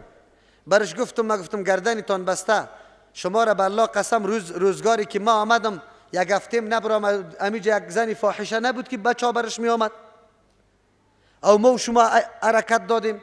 قبل از او هم بود یا نبود؟ گفت بود. ما گفتم چرا این نمیکردی؟ شما ریش سفیدا کدام روز مجلس گرفته بودی؟ گفت نه. ما گفتم خو الحمدلله که ما آمدم مجلس گرفتیم، نفرش طلب کردم برش وقتار دادیم که اگر نبرآمدی کلی ولس جمع میشیم خانه تا در میدیم. یا است که از اینجا کوچ کن. خانه شخصیش بود الحمدلله سرش کوچ کردیم. ما گفتم اینطور کسا هست اینجا که روی مسجد هم ندیده مقتدی مسجد است. شما ریش سفیدا جمع شدی کدام روز پیشش رفتی که برادر مسلمانم اینجا مسجدش بیا قطما نماز بخوان؟ گفت نه. ما گفتم ابو بچه فاسقی که در سری کوچه استاد است به دختری تو استاد است او در وقت برآمدن مکتبش استاد است او گوشیگه که موسیقیش هم در اینجا یکیش هم همونطور مانده که آوازش بیرون هم برایه او زنجیرک هم از دست خود تو داده رایسته او اینم اینجا در شنگ مسجد استاد است و الله اکبر نمازم نمیخوانه. کدام روز به پدرش شکایت کرده یا شما امور نصیحت کرده؟ گفت نه. ما گفتم من امیالی خبر دارم که همینجا در می قریه یک خانه است شراب خورده میشه، کسی برام راپور آورده او شما هم خبر داری؟ رفتی من نکردی؟ گفت نه. ما گفتم قمار زده میشه، من نکردی؟ گفت نه. ما گفتم کسی که آمده در مسجد الله او شما را به الله قسم او خوب نماز خواند یا شما؟ رکوع و سجدی از او خوب بود قومه و جلسه یا از شما؟ راستی تو نبگوی. یک سارنوال صاحب بود گفت والا واقعیت اگر آدم بگویه رکوع و سجده و قومه و جلسه از او صحیح بود. ما گفتم سعی کنید دشمنای دین رسول الله این کارا را بد میدانی و او کارا را هیچ. گفت خب ما خبر نداریم. درس حدیث داشتم خو الحمدلله درس حدیث برشان خواندم ذهنشان اعلا شد که این گپا در حدیث آمده.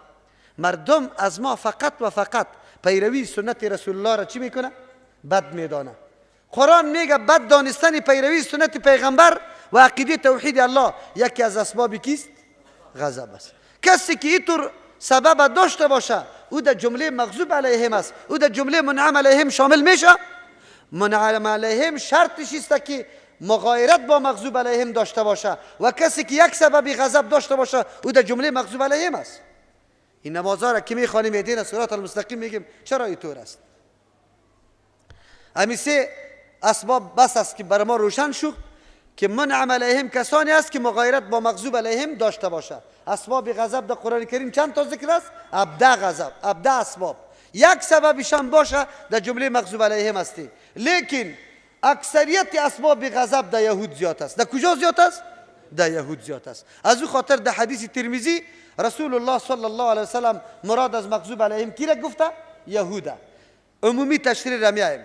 آلی اگر از ابده سبب گمراهی یک سبب در کسی پیدا شود او در جمله گمراه ها شمرده میشه. یکی از اسباب گمراهی چی است؟ غلو در دین، زیاده روی، از حد تجاوز کردن در دین است. بکش همی سوره مائده را آیه 77. آیه 77 صفحه 122 از شما اینه.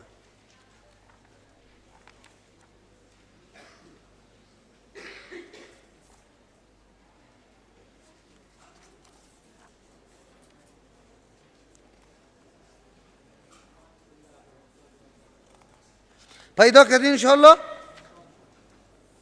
اعوذ بالله من الشیطان الرجیم.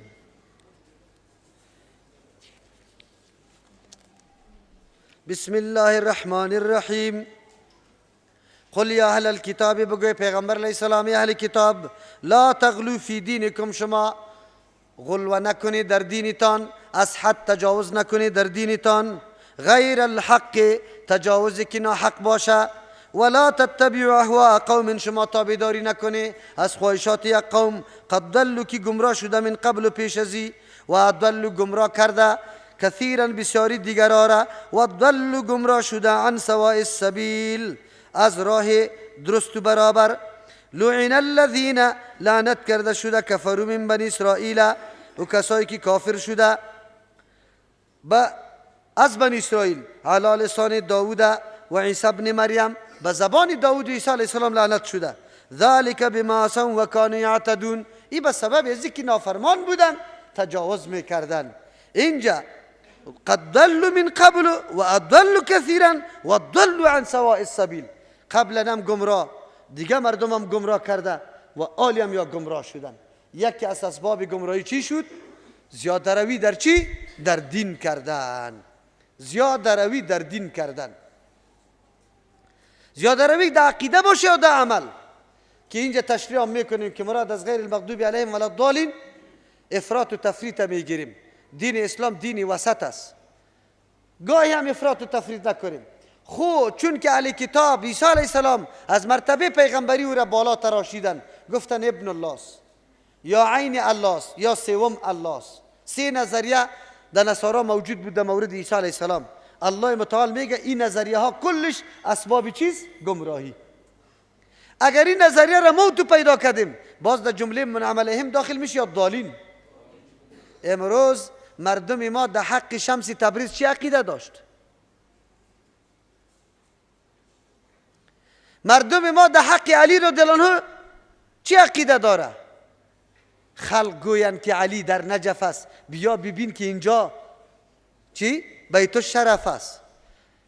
علی را تشبیه داده به آفتاب، میگه آفتاب یکی او چیست رویش هر طرف است. علی رضی الله عنه را آفتاب جور کرده.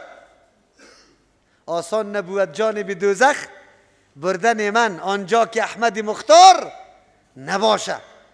الله میگه نمیتونه تا که رسول الله باشه که مرا در جهنم برده بتانه.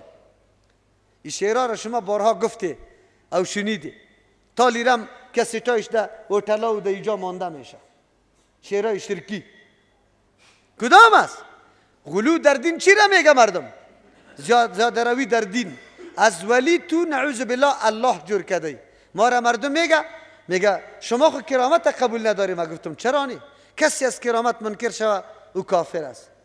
نه، یکی کرامت است یکی الوهیت است. تو به ولی کرامت ثابت میکنی یا الوهیت؟ اگر کرامت ثابت میکنی ما هم ثابت میکنیم. فرق ما و تو دینمی قدر است. ما میگم ولی اله شده نمیتونه، صفتای الوهیت در او نیست. ولی شفا داده نمیتونه، ولی بگوی مشکل حل کرده نمیتونه، آواز شنیده نمیتونه، علم سری حال ما نداره. ما ایره ولی میگم، تو میگی نه ولی شفا داده میتونه، اولاد داده میتونه. این صفات ولایت است یا صفات الوهیت؟ این صفات الوهیت است. تو فرق نکرده. غلو در دین یکی از اسباب گمراهی است. کسی که غلو در دین میکنه او در جمله منعم علیهم نیست، چرا که منعم علیهم مغایر امرای ضالین میباشه. دوم سبب دوم از غلو را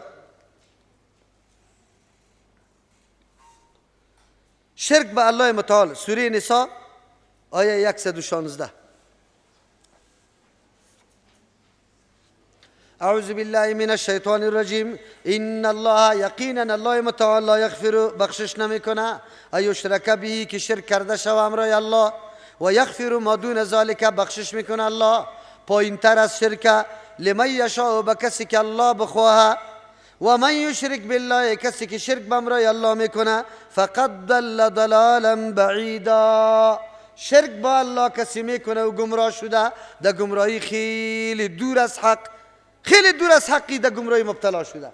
شرک چی را میگه؟ نظر غیر الله را. سمنک که بیبی را پخته کردی با نظر بیبی، شرک است. به سخی صاحب صدا زدی در وقت مشکلاتت، یا سخی صاحب برس، شرک است. شرک. قسم به غیر الله خوردی، شرک است. طواف به غیر کعبه کردی، شرک است.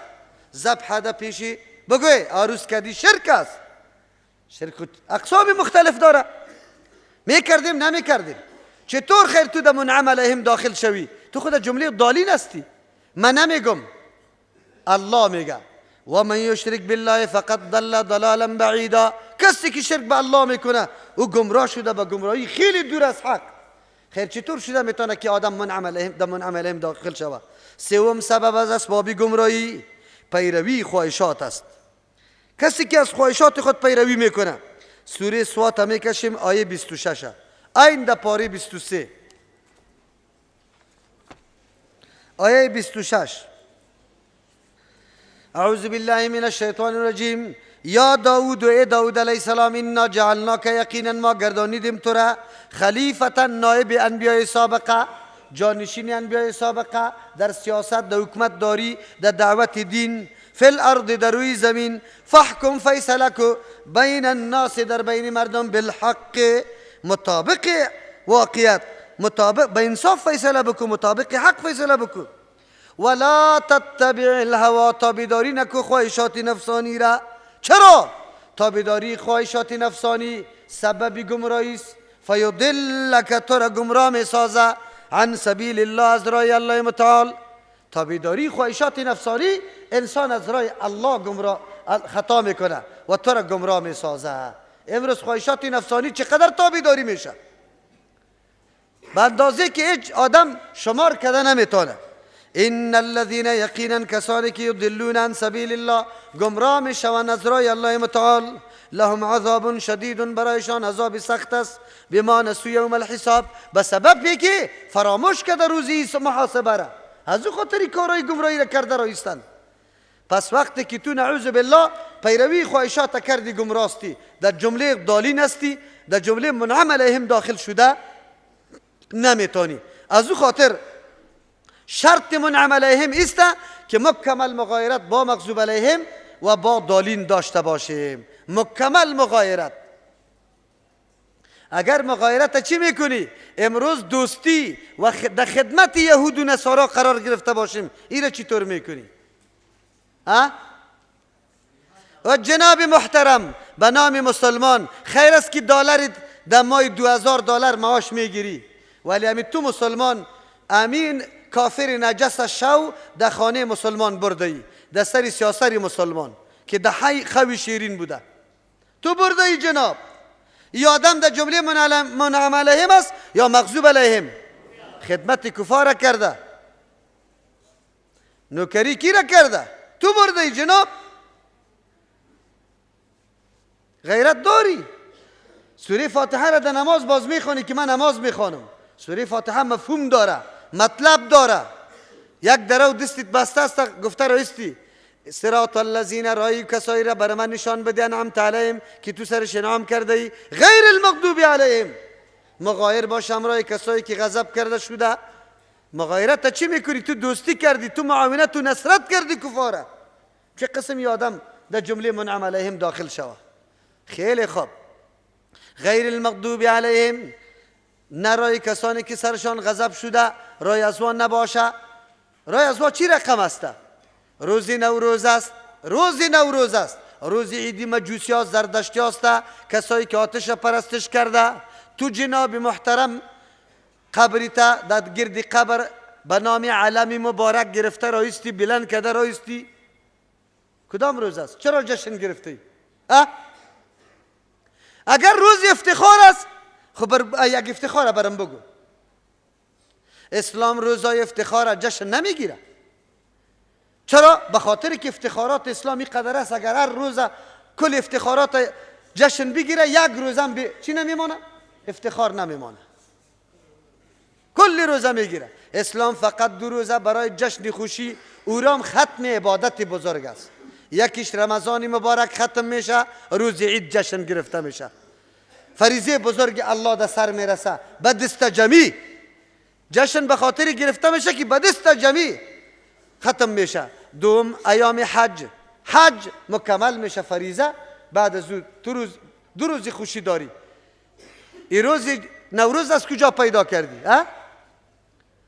تو خو میگی صراط الذین انعمت علیهم، لیکن اونجا میری خودت یک کار اضافه هم کردی. نه تنها که روزی نوروز جشن گرفتی، یک کار بدعت دیگر را در زیارت رفتن هم درش مقرر کردی. در زیارت ها بیرقا هم سرش بلند میکنی. این از کجا کردی؟ کدام مسلمان هستی؟ بگیم دیگه غیر المغضوب علیهم. میگیم که منعم علیهم غیر است امرای مغضوب علیهم و امرای ضالین. حالا یک کمی تشریح میکنیم. علما اختلاف داره که مغضوب علیهم کیست، ضالین کیست. کسی میگه مغضوب علیهم کسانی است که در عمل خطا شده، ضالین کسانی است که در عقیده خطا شده. و همین صفت که در عمل خطا شده در یهود موجود است و که در عقیده خطا شده در نصارا موجود است. نصارا در عقیده خطا شده پیغمبر خود ابن الله میگه، بلکه عین الله میگه، بلکه الله ثالث میگه. یعنی این صفت دوا بسیار غالب است. اگرچه در یهود هم عزیر علیه السلام ابن الله گفته، خو این صفت در یا زیاد غالب نیست. در یا با علم عمل ترک کردن. یهود در عمل بسیار سست بودن، حتی الله کویتور هم سرشان بالا کرد. خب بازم کی چی شد؟ کویتور رو طرف شد. زول امام زلی تراویح بود، امام کنه و تراویح کنه، هیچ عمل نکردن. از او خاطر مفسرین میگه مغضوب علیهم کسانی است که در عمل خطا شده باشه و ضالین کسانی است که در عقیده خطا شده باشه. پس هر کس که در عمل خطا شوه عالم برجسته است، اینطور علم داره، اینطور حدیث و آیات یاد داره، خو لیکن در عمل مطابق قرآن و حدیث مطابق علم خود عمل نمیکنه، در جمله کیست؟ مغضوب علیهم است. در جمله کیست؟ مغضوب علیهم است. اگر در عقیده کسی خطا شده باشه، ولو که هر رقم آدم باشه، شب و روز نماز میخوانه، روزه میگیره، لنگرش چالان است، لیکن در عقیده خطا شده، شیخ عبدالقادر جیلانی غوث ثقلین میگه چی میگه؟ دستگیر برش میگه، پیرانی پیر برش میگه که دستگیر است. دست هر فریاد رسه میگیره در هر جایی که باشه. ای آدم ولو که شب تا صبح نماز میخوانه و روز تا بگار روزه میگیره، این در جمله کیست؟ ضالین است. این در جمله ضالین است.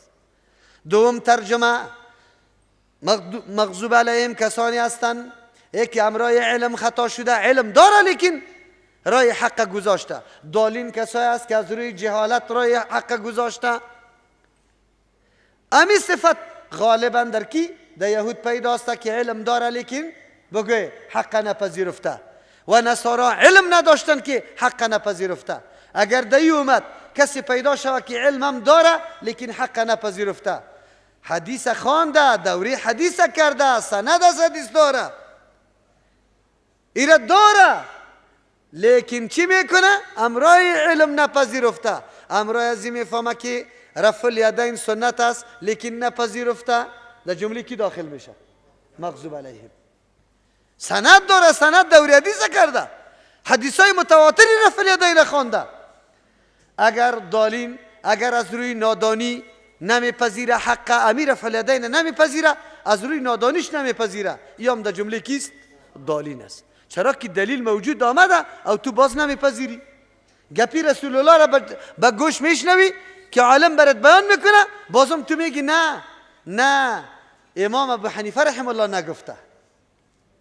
این گپ میزنی، حدیث پیغمبر را میشنوی لیکن میگی که امام ابو حنیفه رحم الله نگفته، اینجا تو در جمله ضالین داخل میشی. دیگه غیر المغضوب علیهم ولا الضالین، مراد از مغضوب علیهم او را کسایی را میگه که مادیات پرست هستند، یعنی جنبه پشت مادیات خیلی زیاد میره و دالین کسایی هست که پشت مادیات زیاد نمیره، بلکه چی میکنه؟ روحانیت خوش داره، در مغاره ها میره. صفت غالب یهود چی بوده؟ مادیات پرستی. چرا؟ علمایشان نخریدن، تحریف در آیات های تورات نکردن، اشتراو بی آیاتی ثمنا قلیلا، متاع دنیا را برگزیدن. او نصارا کلشان اینقدر زهد اختیار کردن، گوشت چیزای روا را هم سری خود چی کرد؟ حرام کردن.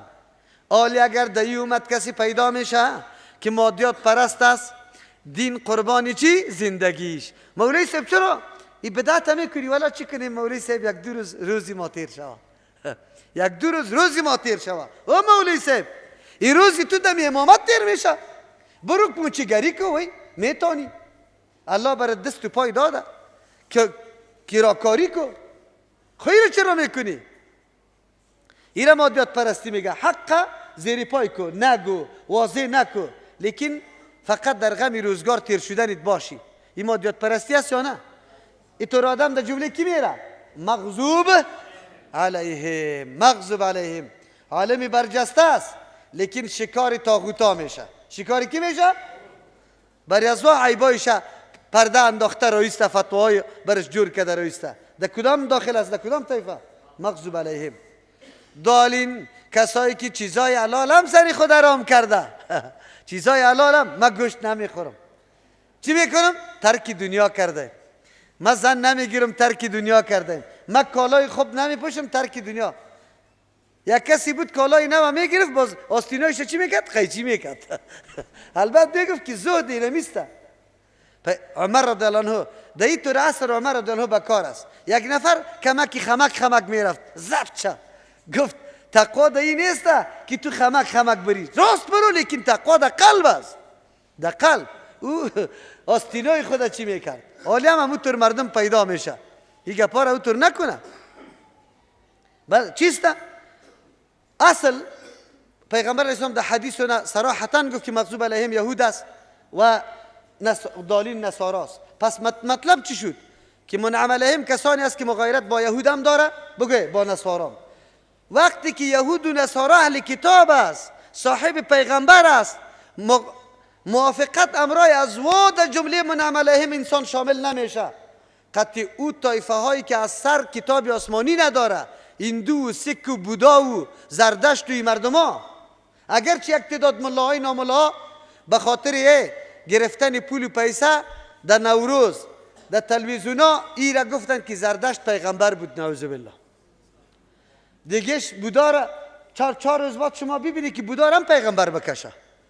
5 روز بعد با سعی که کتاب گرنگ هندو را هم کتاب آسمانی اعلان کنه. خب که همین ملا باشه، به شرطی که چی برش داده شود؟ بگوی دبل پیسه نی موتر، اونجا بلدینگ برش آباد شود یک جای، اینجا در زیر پایش یک دانه چیسته، بگوی کروزین بیایه. با سعی میکنی که زردشت هم براتان پیغمبر کنه. این طور ملا داره. در مورد نوروز گپ زد یا نزد؟ نوروز ثابت میکنه یا نه؟ میگه ایره پیغمبر جشن گرفته. یک ملای ناملا گفته بود که پیغمبر علیه السلام در این روز تولد شده، در این روز. عجیب است، الله رحم بکنه. مغایرت منعم علیهم وقتی میشیم که مغایرت مکمل با یهود و نصارا، دیگه فرقه ها را خوبان، کسایی که اهل کتاب است قطع از ما مغایر باشیم. نصارا روز میلاد عیسی علیه السلام تجلیل میکنه، تو مسلمان تجلیل نمیکنی، مغایر شدی یا موافق؟ موافق شدی، در جمله دالین شمار میشی، نه در جمله منعم علیهم. چرا اینطور کارا میکنی؟ حاصل تمام معانی مغضوب علیهم و دالین چی است؟ یهود مردمی هستند که دوا تفرید زیاد وجود داره. چی وجود داره؟ تفرید، نقصان کردن در دین. دالین کسانی هستند که دوا افراط وجود داره. چی داره؟ پس آلی بر ما مشخص شد. ترجمه: اهدنا الصراط المستقیم، الله بر ما راه مستقیم نشان بده. صراط الذین، راه کسانی را انعمت علیهم که تو سرشان انعام کرده ای. کدام راسته ای؟ یا این منعم علیهم کدام مردم است؟ غیر المغضوب علیهم، این مردم ها مغایرت داره به او کسانی که در دین خود تفرید میکنه. ولد دالین، مغایر هستند منعم علیهم با امرای کسانی که در دین خود چی میکنه؟ افراط میکنه. آلی بر ما تو راه مستقیم معلوم شد رای مستقیم رای وسط است، نه دیش افراط است نه تفریط است، نه افراط میکنی نه نقصان میکنی نه زیادت. خب ما مسلمان ها همین طور هستیم یا نه که خلاف از او هستیم؟ بیا از عقیده شروع کنیم. از عقیده شروع میکنیم. مردم ما در مورد اولیاء دو طایفه است. یک طایفه کسانی هستند که اولیاء را دو دشنام هم میده، گستاخی هم میکنه، بیادبی هم دشنامش میکنه، هسته یا نه؟ این مردم ها هستند که در حق از و نقصان تفرید میکنه. اولیاء دوم طایفه موجود است که اولیاء را مرتبهش از پیغمبر هم بالا، بلکه به مرتبه کی رسانده؟ الله رسانده. در وقت مشکلات برش آواز میده، میره در قبرش قربانی میکنه، نظر میکنه، طواف میکنه، حاجتای خود از پیشش طلب میکنه. افراط کردن یا نکردن؟ حالان که ولی شخصی است که در تابعداری دین به کی نزدیک شده؟ در الله. ولی کی را میگیم ما؟ ولی کسی است که در تابعداری دین به الله نزدیک شده. بس اوقات الله در دستش یک امر خلاف عادت جاری میسازه. چی میسازه؟ یک کار خلاف عادت جاری میسازه برای ثابت ساختن عزتی شخص. برای ثابت ساختن کی؟ خب جاری کردن امری خارق العاده کاری کی بود؟ الله. ولی در اختیار داشت؟ امی کار در اختیار نداشت. دیگه کارا را خب به طریق اولاد اختیار نداره. تنها الله برای عزت شکار کرده بود. پس رای وسط در مورد اولیاء چی شد؟ که اولیاء بگوید دوستان الله متعال است، در عملی کردن احکام الله سخت پابند شریعت است، هیچگاه مخالفت نمیکنه و الله در دستش اگر امر خلاف عادت جاری کرد اگر نکرد، این ضرور نیست که امر خلاف عادت جاری شود. یک آدم در دستش امر خلاف عادت جاری نشده لیکن محکم پابند دین است، عقیده توحید الله قرآنی را داره، مکمل تابعدار سنتی کیست؟ رسول الله صلی الله علیه وسلم. این چی است بگوی؟ اعلالم بر ولی است. اعلالم بر ولی است. اینی ولی است. در حق ولی باید ما و شما زیادت نکنیم. مثل یهود و نصارا واره، یهود پیغمبران را قتل میکردن، نصارا پیغمبر الله معرفی کردن. یکیشان الله جور میکنه دیگهش قتل میکنه. ما اوطور نیستیم. ما هم در حق پیغمبر با کدام مستوى و مرتبه که الله تعیین کرده به مو عقیده داریم. پیغمبر توهین هم نمی کنیم، تحقیر هم نمی کنیم، یک انسانی عادی هم او را فکر نمی کنیم، بلکه انسانی است که الله در بین بشریت از هر نگاه او را برگزیده، علم برش داده، عقل سلیم برش داده، معصوم نگاه کرده شه. لیکن این پیغمبر کسی را اولاد هم داده نمیتونه، مشکلات طرف هم نمیتونه، مالک نفع و ضرر هم نیست. اینی راه مستقیم است، عقیده درست است. لیکن افراط که پیغمبر الله جور کنی، نعوذ بالله، تفرید که پیغمبر یک شخص عادی جور بکنی، این نادرست است. لیکن با تأسف در مردم ما الله رحم بکنه، از نگاه عقیده به این قدر افراط و تفرید ما مبتلا و مصروف شدیم. بیاید در عمل.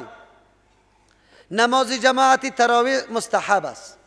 نماز یکی خودی تراویح سنت، خود جماعتش مستحب است. نماز جماعتی 5 وقت نماز فرض است. چی است؟ اگرچه بعضی مذاهب سنت مؤکد و واجب برش میگن، نه، احادیث پیغمبر دلیل بالای عزیز است که فرض است. چی است بگه؟ اگر کسی بدون عذر شرعی در جماعت نماز خود نخوانه، مثل که یک فرض بزرگ ترک کرده، همین قدر گناه را داره. اگرچه نماز شده، چرا که از شرطای صحت نیست، نماز تکمیل شده، لیکن این قدر گناهگار شده که یک فرض ترک کرده بدون عذر اگر جماعت نخواندی. بیا مردمی ما چی میکنه عالی؟ در نماز تراویح الحمدلله عالی فعلا مسجد ها پر است، در مسجد جای نمیشه، لیکن به مجردی که همی یک روز از رمضان تیر شوه، صبایش بروی در نماز صبح که مولا امام هم رای 3 دانه ریش سفید استاد است. چند دانه؟ افراط و تفریط است یا نه؟ افراط و تفریط است. ما در مورد جماعت فرض، نماز فرض تفرید کردیم، تنقیص کردیم، مقام و منزلت از او را نشناختیم، بجا نکردیم. اما در مورد جماعت تراویح این از بگه پلی چرخی حرکت کردم، این تا اینجا را آمده که من تراویح میخوانم، در خانم خوانده میتونست. خب صحیح، تا اینجا را که میرسید 1 ساعتش تیر میشید. چقدر؟ در 1 ساعت چند رکعت اضافه را میخوان. چند رکعت اضافه را میخواند. اگر یک شخص هم جماعت فرض انجام میده و هم ده جایی میره که نمازش خوب پوره و مکمل است، او را ما نمیگیم. ما او کس میگیم که اونجا در جماعت فرض نمیره لیکن باز در تراویح بگوی به میلا مسافه سفر میکنه. این افراط چی کرد؟ بگوی تفرید کرده. افراط و تفرید در مال خود.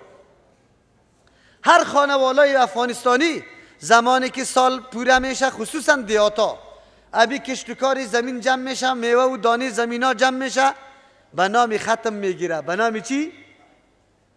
بزغاله را نگاه میکنه، او را ذبح میکنه، برنج میاره، باز به نام ختم مردم جمع میکنه، ختم میکنه. ختم چیست؟ مردم برش مستحب میگه، ما میگم بدعت است. به خاطری که در زمان سلف صالح ما به این سیستم ختمه وجود، هر مسلمان باید قرآن خودش بخونه، اینمی ختم است. مردم جمع نکنه، اجزای قرآن تقسیم نکنه. مردمی ما اینمی ختمه هر رقم که شوه میکنه. لیکن وقتی که برش میگی یک لگ افغانی داری، زکاتش 2,500 افغانی میشه، میده؟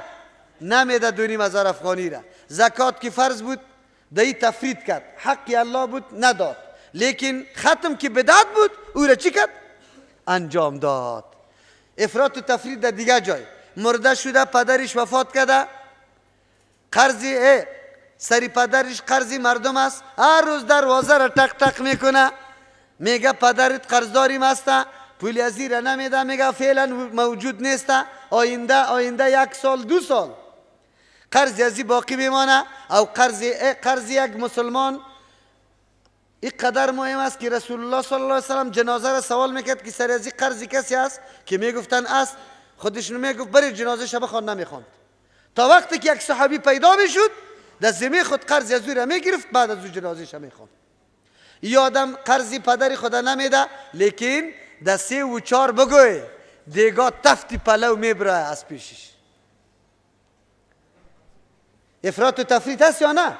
اویی که حق واجبی بود او را نمیدی، ای که هیچ سرت نیست، یک تبرع است، جانمردی است. اگر الله داد در پدرت صدقه بکو. ای را انجام میده، او را نمیده. افراط و تفریط چی را میگه؟ افراط و تفریط چی را میگه؟ قرآن کریم در ماه یک دفعه باز خو نمیشه که تلاوت شوه، امو پوششام یک کمی پاک شوه نمیشه. در مستری تا خیلی بالا رفع برش جور کردیم که خردکا خویش نرسه، تنها کلانا دستش برسه. یک وقتی قرآن کریم میگیریم، نقشای انگشتا در سری پوش قرآن کریم یا در سری قرآن کریم میشینه. لیکن تلویزیون بگوی سنو میه لطه را گرفته پاک کده رویسته، پدرم مادرم اولادام بیخی شیشهش او کرده. افراط و تفریط هست یا نه؟ چقدر پالش میده ایره؟ یه نه افراط و تفریط.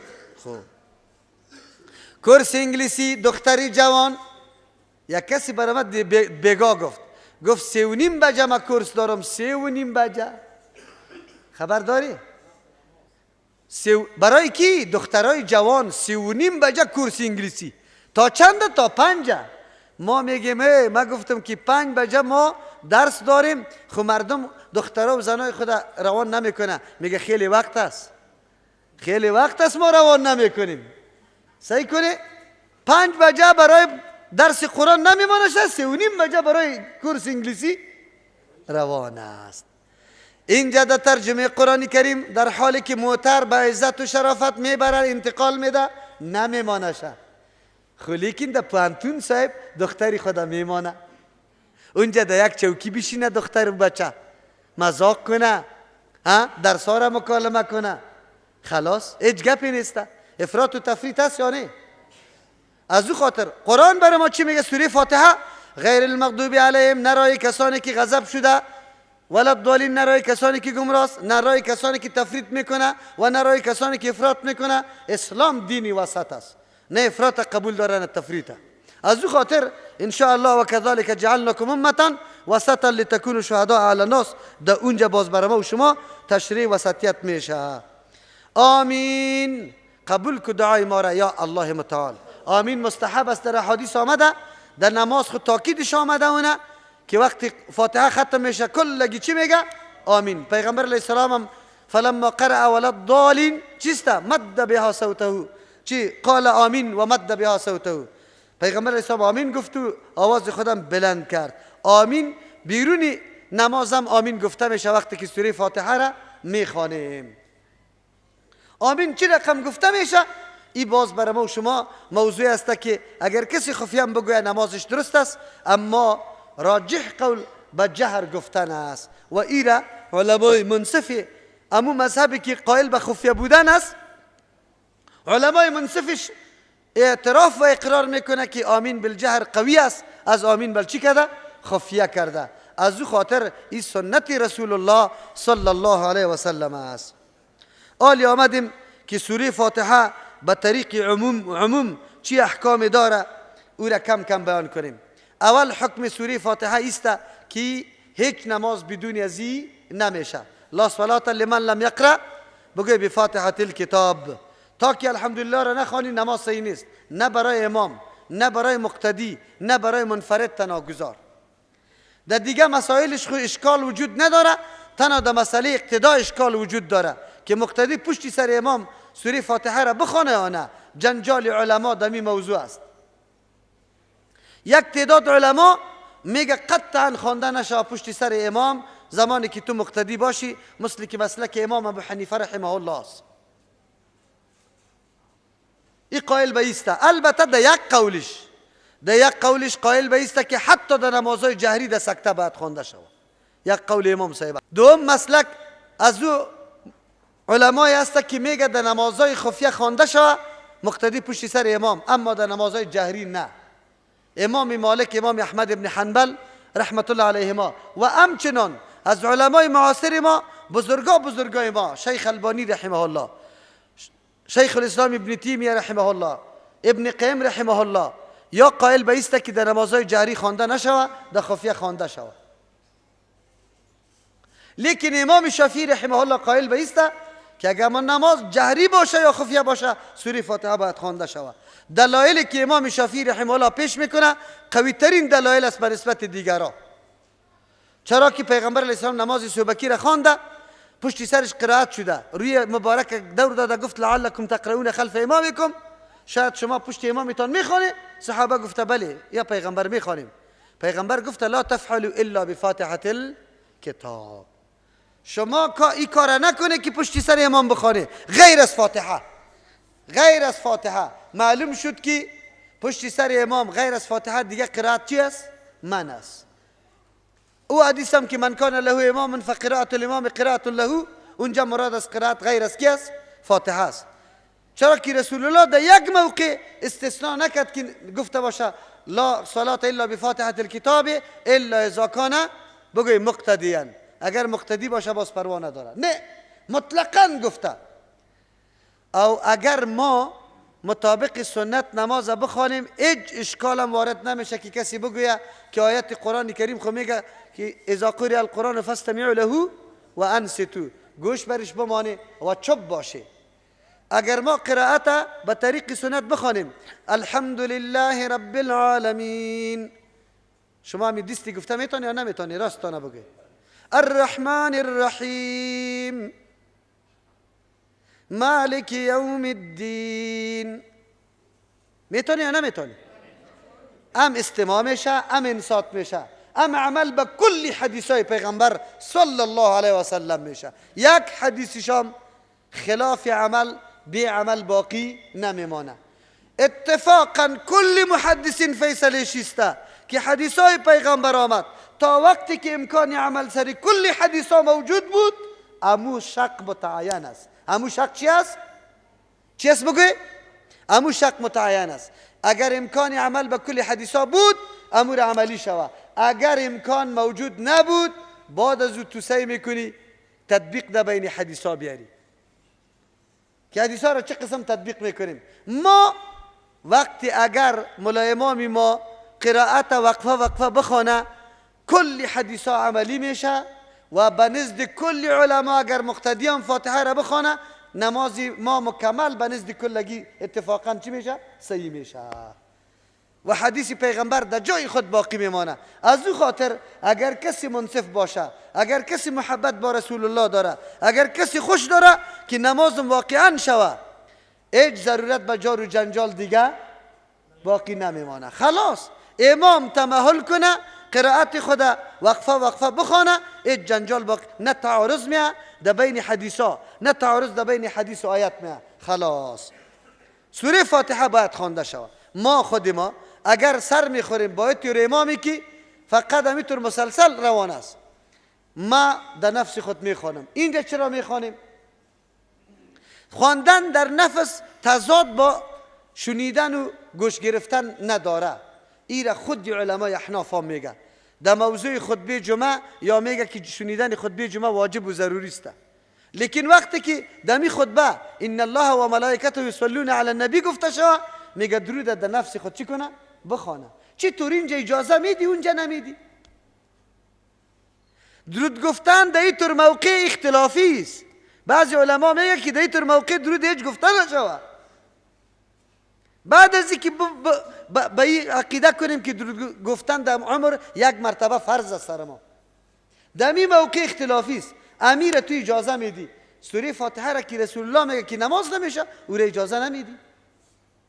خب جناب حنفی صاحب، تو که صبحکی یک آدم میایه امام در نماز استاد از قرائت هم شروع است، خب میفهمه که من 2 رکعت سنت خوانده میتونم، تو برش چی فتوا دادی؟ فتوا برش داده که 2 رکعت سنت بخوان و تا اولی را مردم همی کار میکنه. میکنه یا نمیکنه؟ در حالی که او سنت درست هم نمیخوانه، او سنت که نقر دیک است و مثل نول زدن است. هست یا نه؟ که نماز حقیقت نداره. خود شما اجازه داده با وصفی که قرآن نمیشنوی، با وصفی که قرآن نمیشنوه، اینجا چرا نمیگه که سنت نخوان؟ به خاطری که شنیدن قرآن چی میشه؟ فوت میشه. خیلی خوب، شما در کتابایتان گفته که وقت مقتدی آمد استاد شد در نماز، سوره چی دعای استفتار سبحانك اللهم را بخوانه.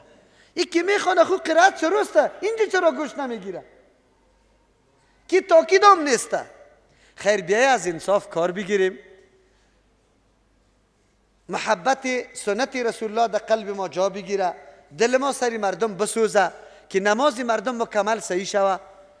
اماما را توصیه کنیم که خواب قرائت بکنن و مردم پشتی سر چی بخوانه؟ سوره فاتحه بخوانه. خیر و خلاص. گپ جور است، هیچ دیگه چیز باقی نمیمانه. چرا اینطور کار نمی کنیم؟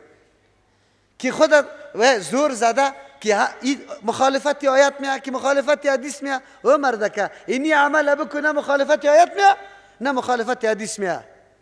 این حکم مجموعی سوره فاتحه است. سوره فاتحه با وصف که مختصر سوره است، با وصف که مختصر سوره است، لیکن بسیار احکام در این صورت وجود داره. از او خاطر بعضی احکام سوره فاتحه را کم کم ثمرات و لطایفش بیان میکنیم که چی لطایف داره سوره فاتحه. از جمله لطایف سوره فاتحه است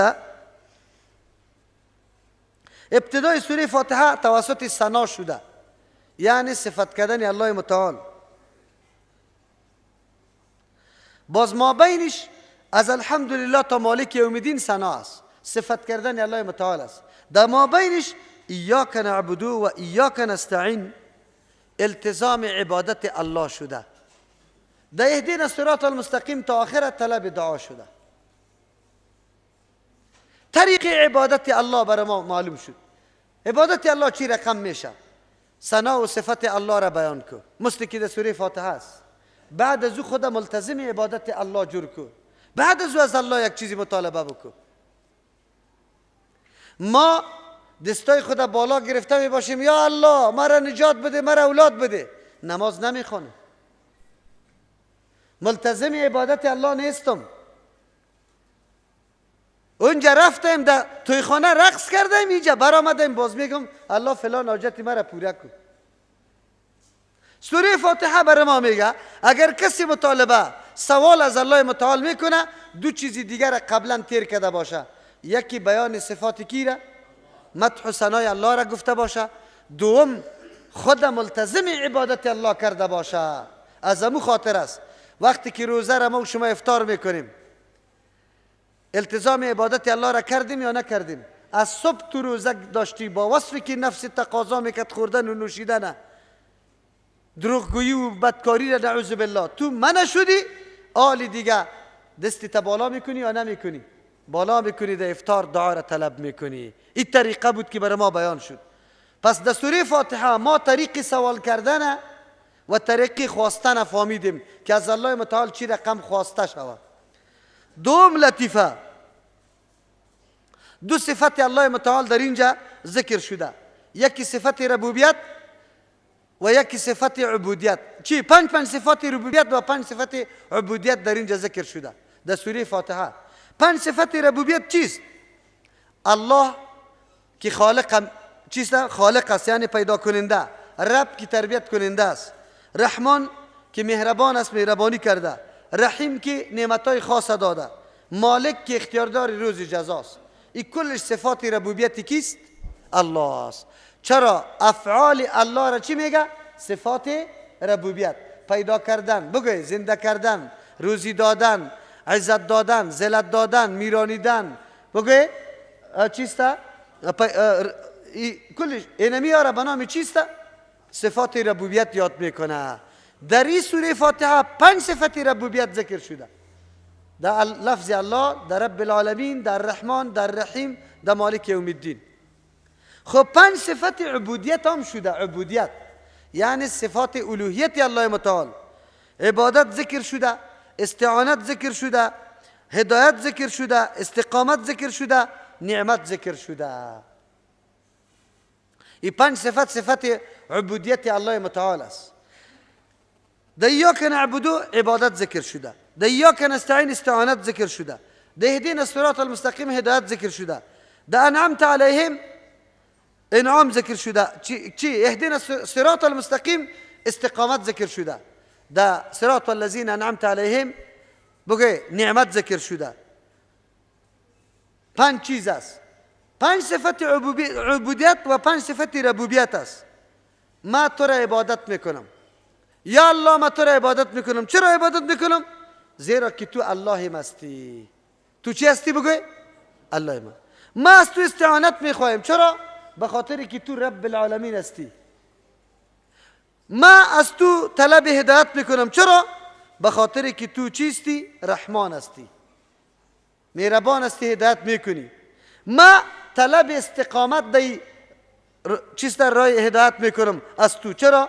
به خاطری که رحیم هستی، این نعمت خاص میدی. ما از تو طلب نعمت میکنم به خاطری که تو چیستی؟ بگه منعم علیهم هستی، یعنی انعام کرده ای. 5 صفت عبودیت و 5 صفت ربوبیت بود. هر 5 صفت عبودیت تعلق به 5 صفت چی داشت؟ ربوبیت داشت. در سوره فاتحه این گپ بر ما واضح شد. ما چرا الله را پرستش میکنیم به عبادت؟ به خاطر که الله است، معبود است. ما چرا استعانت از پیش طلب میکنیم؟ به خاطر که رب العالمین است.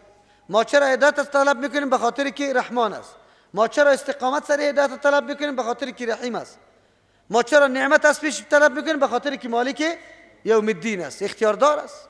الله داده میتونه نعمت.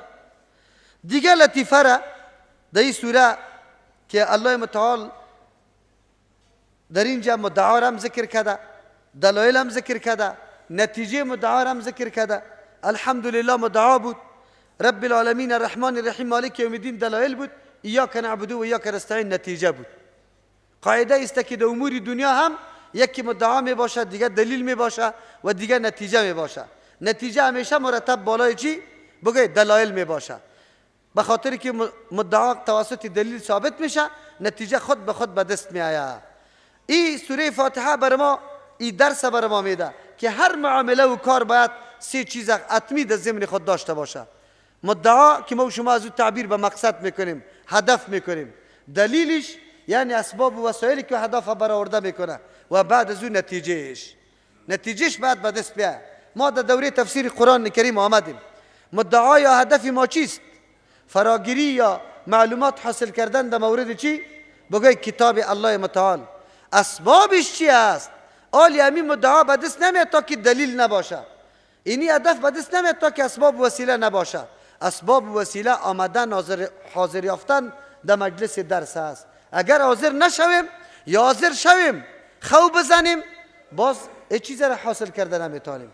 آلی تا این جره هم که ما هم هدف داشتیم و هم اسباب داشتیم، ما در پای تکمیل نرسیدیم تا وقتی که ثمره در دست بیاد. ثمره چی است؟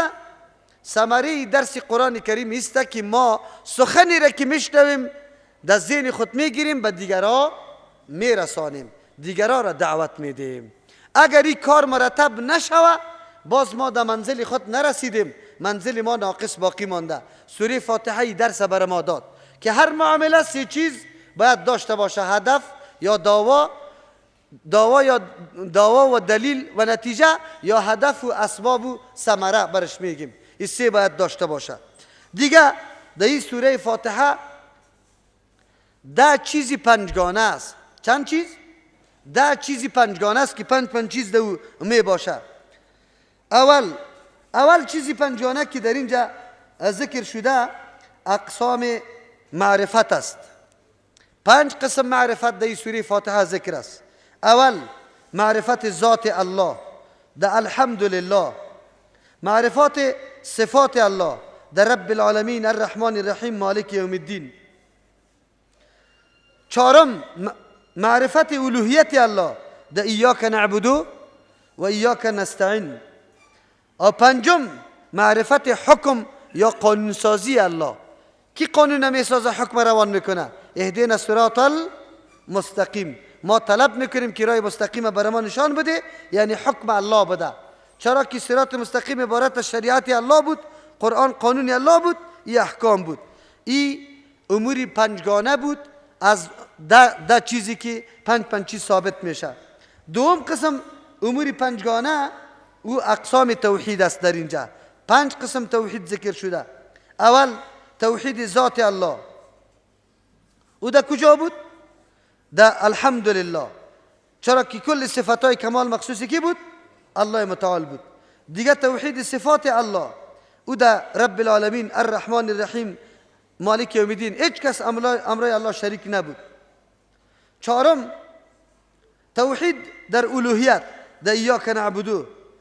5 توحید در حکم و در تشریع که تنها الله حکم کرده میتونه، او در اهدینا الصراط المستقیم بود. 2 سوم در اینجا 5 قسم عبادت ذکر شده. اول تسمیه در بسم الله الرحمن الرحیم، تسمیه عبادت است. استعانت طلب کردن از الله متعال عبادت است.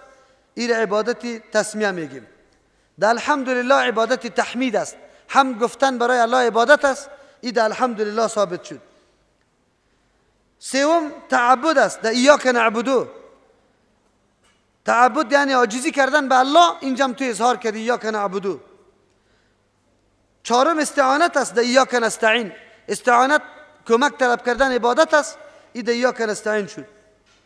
5 دعا عبادت است. او در اهدینا الصراط المستقیم برای ما ذکر شده. 4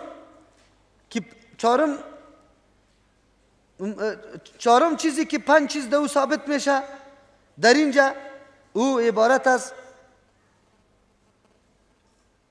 چی است؟ اینمی دعوا و دلیل و نتیجه و ثمره و بیان فرق ثلاثه. یعنی ایام از جمله 5 چیزای است که 5 چیز شد: دعوا، دلیل، نتیجه و ثمره و بیان فرقه های سیگانه. دیگه از جمله امور پنجگانه که در اینجا ثابت میشه، او رد بالای فرقه های پنجگانه است. او کدام است؟ رد بالای فرقه که توحید قبول نداره. الحمدلله گفتی، کسایی که الله را یک و یگانه نمیدونه سری از وا شد. و دوم قسم رد بالای طایفه شد که الله را خود قبول داره لیکن امرای شریک جور میکنه. در رب العالمین الرحمن الرحیم مالک یوم الدین رد سری از وا شد. 2 طایفه. 3 کسایی که قائل به است که نه عبادت مخصوص الله نیست، رد بالای از وا شد. ایاک نعبدو. چهارم کسایی که قائل به است که دعا از دیگه کسام طلب میشه دهدین صراط المستقیم تنها طلب دعا از الله شده رد بالا از وا شد او غیر المغضوب علیهم ولا الضالین دیگه کل فرقه های باطله سری کلش رد شد که مسلمان ها مغایر امرای از واسطه این دیگه قسم پنج قسم از جمله امور پنجگانه است که ما و شما به نام مخمسات یاد میکنیم. دیگه امور پنجگانه به اعتبار جمله هاست که جمله خبریه و جمله انشایه و ایگپا است. برای ما و شما او مناسب نیست. نمیگیم که این جمله خبریه انشایه او برای عزیز است که کسی که بحث علمی و نحو میکنه از صرف میکنه او مردم بعدی را بدانه. ضرورت به ما و شما نیست که او را ما در اینجا بیان بکنیم. دیگه در اینجا تقسیم طایفه ها شده. معلوم شد که 3 طایفه است. یکی جامع تمام صفات است. 2 صفت یک طایفه باید داشته باشه. معرفت حق هم برش حاصل باشه و عمل سر حق هم میکنه. اینی طایفه منعم علیهم است. کسی که حق هم میشناسه و عمل سر حق هم میکنه. اینی طایفه نجات یافته است و اینمی طایفه در جمله منعم علیهم است. اگر 2 صفت یک صفت در یک طایفه موجود نباشه یا هر 2 صفت نباشه او از جمله طایفه باید. الحمدلله که گفتیم که کل صفتهای کمال مخصوص الله است. این دلیل بالای موجودیت الله شد. یعنی موجودیت الله مختار، صانع مختار، سازنده است، دنیا و نظام مکمل ساخته. در رب العالمین که گفتیم وحدانیت الله دال برای وحدانیت الله شد. در الرحمن الرحیم که گفتیم ای دال بالای رحمت الله شد، دلیل بالای رحمت الله شد. در مالک یوم الدین ای دلیل بالای کمال عدالت الله شد. یعنی کل صفتای ربوبیت الله است و در سوره فاتحه شناخته شد. همین قسم معبودیت الله که شناخته میشه او هم توسط 2 امر خلاصه میشه. یکی اعمال است و یکی که ثمره سری عمل مرتب میشه. اعمال بنده 2 رکن داره. کدام کاری را که بنده میکنه این 2 رکن داره. یکی بجا کردن عبادت، دوم است که بدون کمک الله ای انجام داده نمیشه. در ایاک نعبدو اشاره میکردی به انجام عبادت. در ایاک نستعین اعتراف داشتی که بدون کمک الله انجام نمیدم. پس در این صورت بندگی انسان کامل میشه. یعنی تو بنده الله میشی و الله معبودت میشه. این از نگاه عمل بود. از نگاه ثمره که مرتب میشه او حصول هدایت است. یعنی بری تو راهیابی حاصل شوه و ثابت قدم سر از او بمانی که او در اهدنا الصراط المستقیم صراط الذین انعمت علیهم برات ذکر شده. در این سوره فاتحه دلایل ثبوت نبوت هم است که نبوت سرش چی میشه؟ ثابت میشه. توحید ثلاثم ثابت است، مثل که موضوع قرآن کریم بود. توحید در الوهیت، توحید در ربوبیت، توحید در اسماء و صفات. توحید الوهیت الحمدلله، توحید ربوبیت در رب العالمین، توحید اسماء و صفات در الرحمن الرحیم مالک یوم الدین. اثبات نبوت هم در سوره فاتحه شده، به خاطر که اهدنا الصراط المستقیم گفتی الله برای من راه مستقیم راهنمایی کو. بدون تعلیمات پیغمبر راه مستقیم معلوم شده نمیتونه. از او خاطر ضرورت به پیغمبر شد. پس اثبات نبوت هم در اینجا میشه. دیگه در اینجا در اثبات جزا شده. یعنی انسان بعد از انتهای عمرش مطابق عمل کردش پاداش میبینه. او در کلمه مالک یوم الدین برای ما ثابت شده. یعنی عقیده موضوع آخرت. چون که ایمان ما 6 رکن داره: الله، ملائک، کتابا، انبیاء علیهم السلام، تقدیر و روز آخرت. از او خاطر کلش در اینجا ثابت میشه. چرا که توحید خواست الحمدلله شد. آل ایمان به ملائک به خاطر که هدایت حاصل میشه توسط پیغمبر، سری پیغمبر وحی بدون ملک نیست. اونجا ایمان به ملائک هم آمد. پیغمبر ایمان سر پیغمبر هم آمد. ایمان به کتاب است. چرا که وحی کتاب آسمانی می باشه او بالای پیغمبر آمده. او هم ده اهدنا الصراط المستقیم ثابت شد. موضوع تقدیر شد. یا که نعبدو که میگیم ما عبادت میکنیم، معلوم شد که اختیار داریم، ما مختاری کامل هستیم در کسب خود که عبادت میکنیم نعوذ بالله یعنی که ناشکری میکنیم، کدامش هم میکنیم. و روز آخرت موضوعش او در مالک یوم الدین برای ما ثابت شد. دیگه در این سوره فاتحه رد بالای تمام فرقه هاست.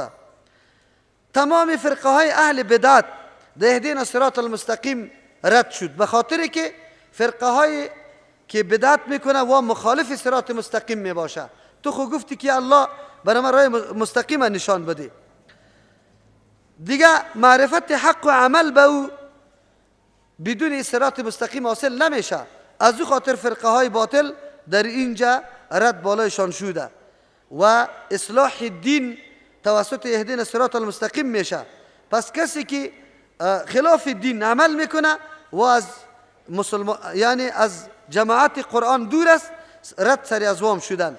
کسایی که مخالفت عمل بالای قرآن میکنه وام کلشان برآمد از دایره دین برآمد.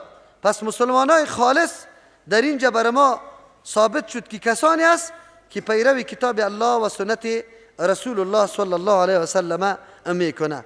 این بود تفسیر سوره فاتحه. ان شاء الله که ما و شما خلاصه برای خیلی زیاد تفصیل نکردیم، ان شاء الله برای ما کافی است، چون سورتی است که در هر رکعت نماز میخوانیم باید مطلب و مقصد سوره فاتحه را آشنایی داشته باشیم که نماز ما نماز توتی واره نباشه، بلکه وقتی تلفظ میکنیم الحمدلله مطلب شب دانیم و لا اقل توجه ما طرف بعض معناهای سوره فاتحه هم پیدا شود. الله متعال توفیق عمل بر ما نصیب بکنه. سبحان ربک رب العزة عما یصفون و سلام علی المرسلین والحمد لله رب العالمین.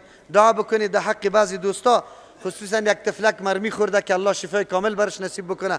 الله متعال کل حاجات و ضروریاتی که ما و شما مشروع داریم الله برآورده بسازه. الله گناههای ما و شما را معاف کنه. پروردگار جل جلاله به فضل و احسان خود از هر قسم گمراهی ها و شکوک و شبهاتی که در زندگی ما از ما صورت گرفته الله کلش معاف کنه و ما را در صراط مستقیم جاده مستقیم برقرار داشته باشه. از هر قسم انحراف و گمراهی ما را نجات بده. پروردگار کل اهل اسلام توفیق نصیب بکنه که در صراط مستقیم روان شوه و در جمله منعم علیهم ما را شمار کنه. ربنا تقبل منا انك انت السمیع العلیم.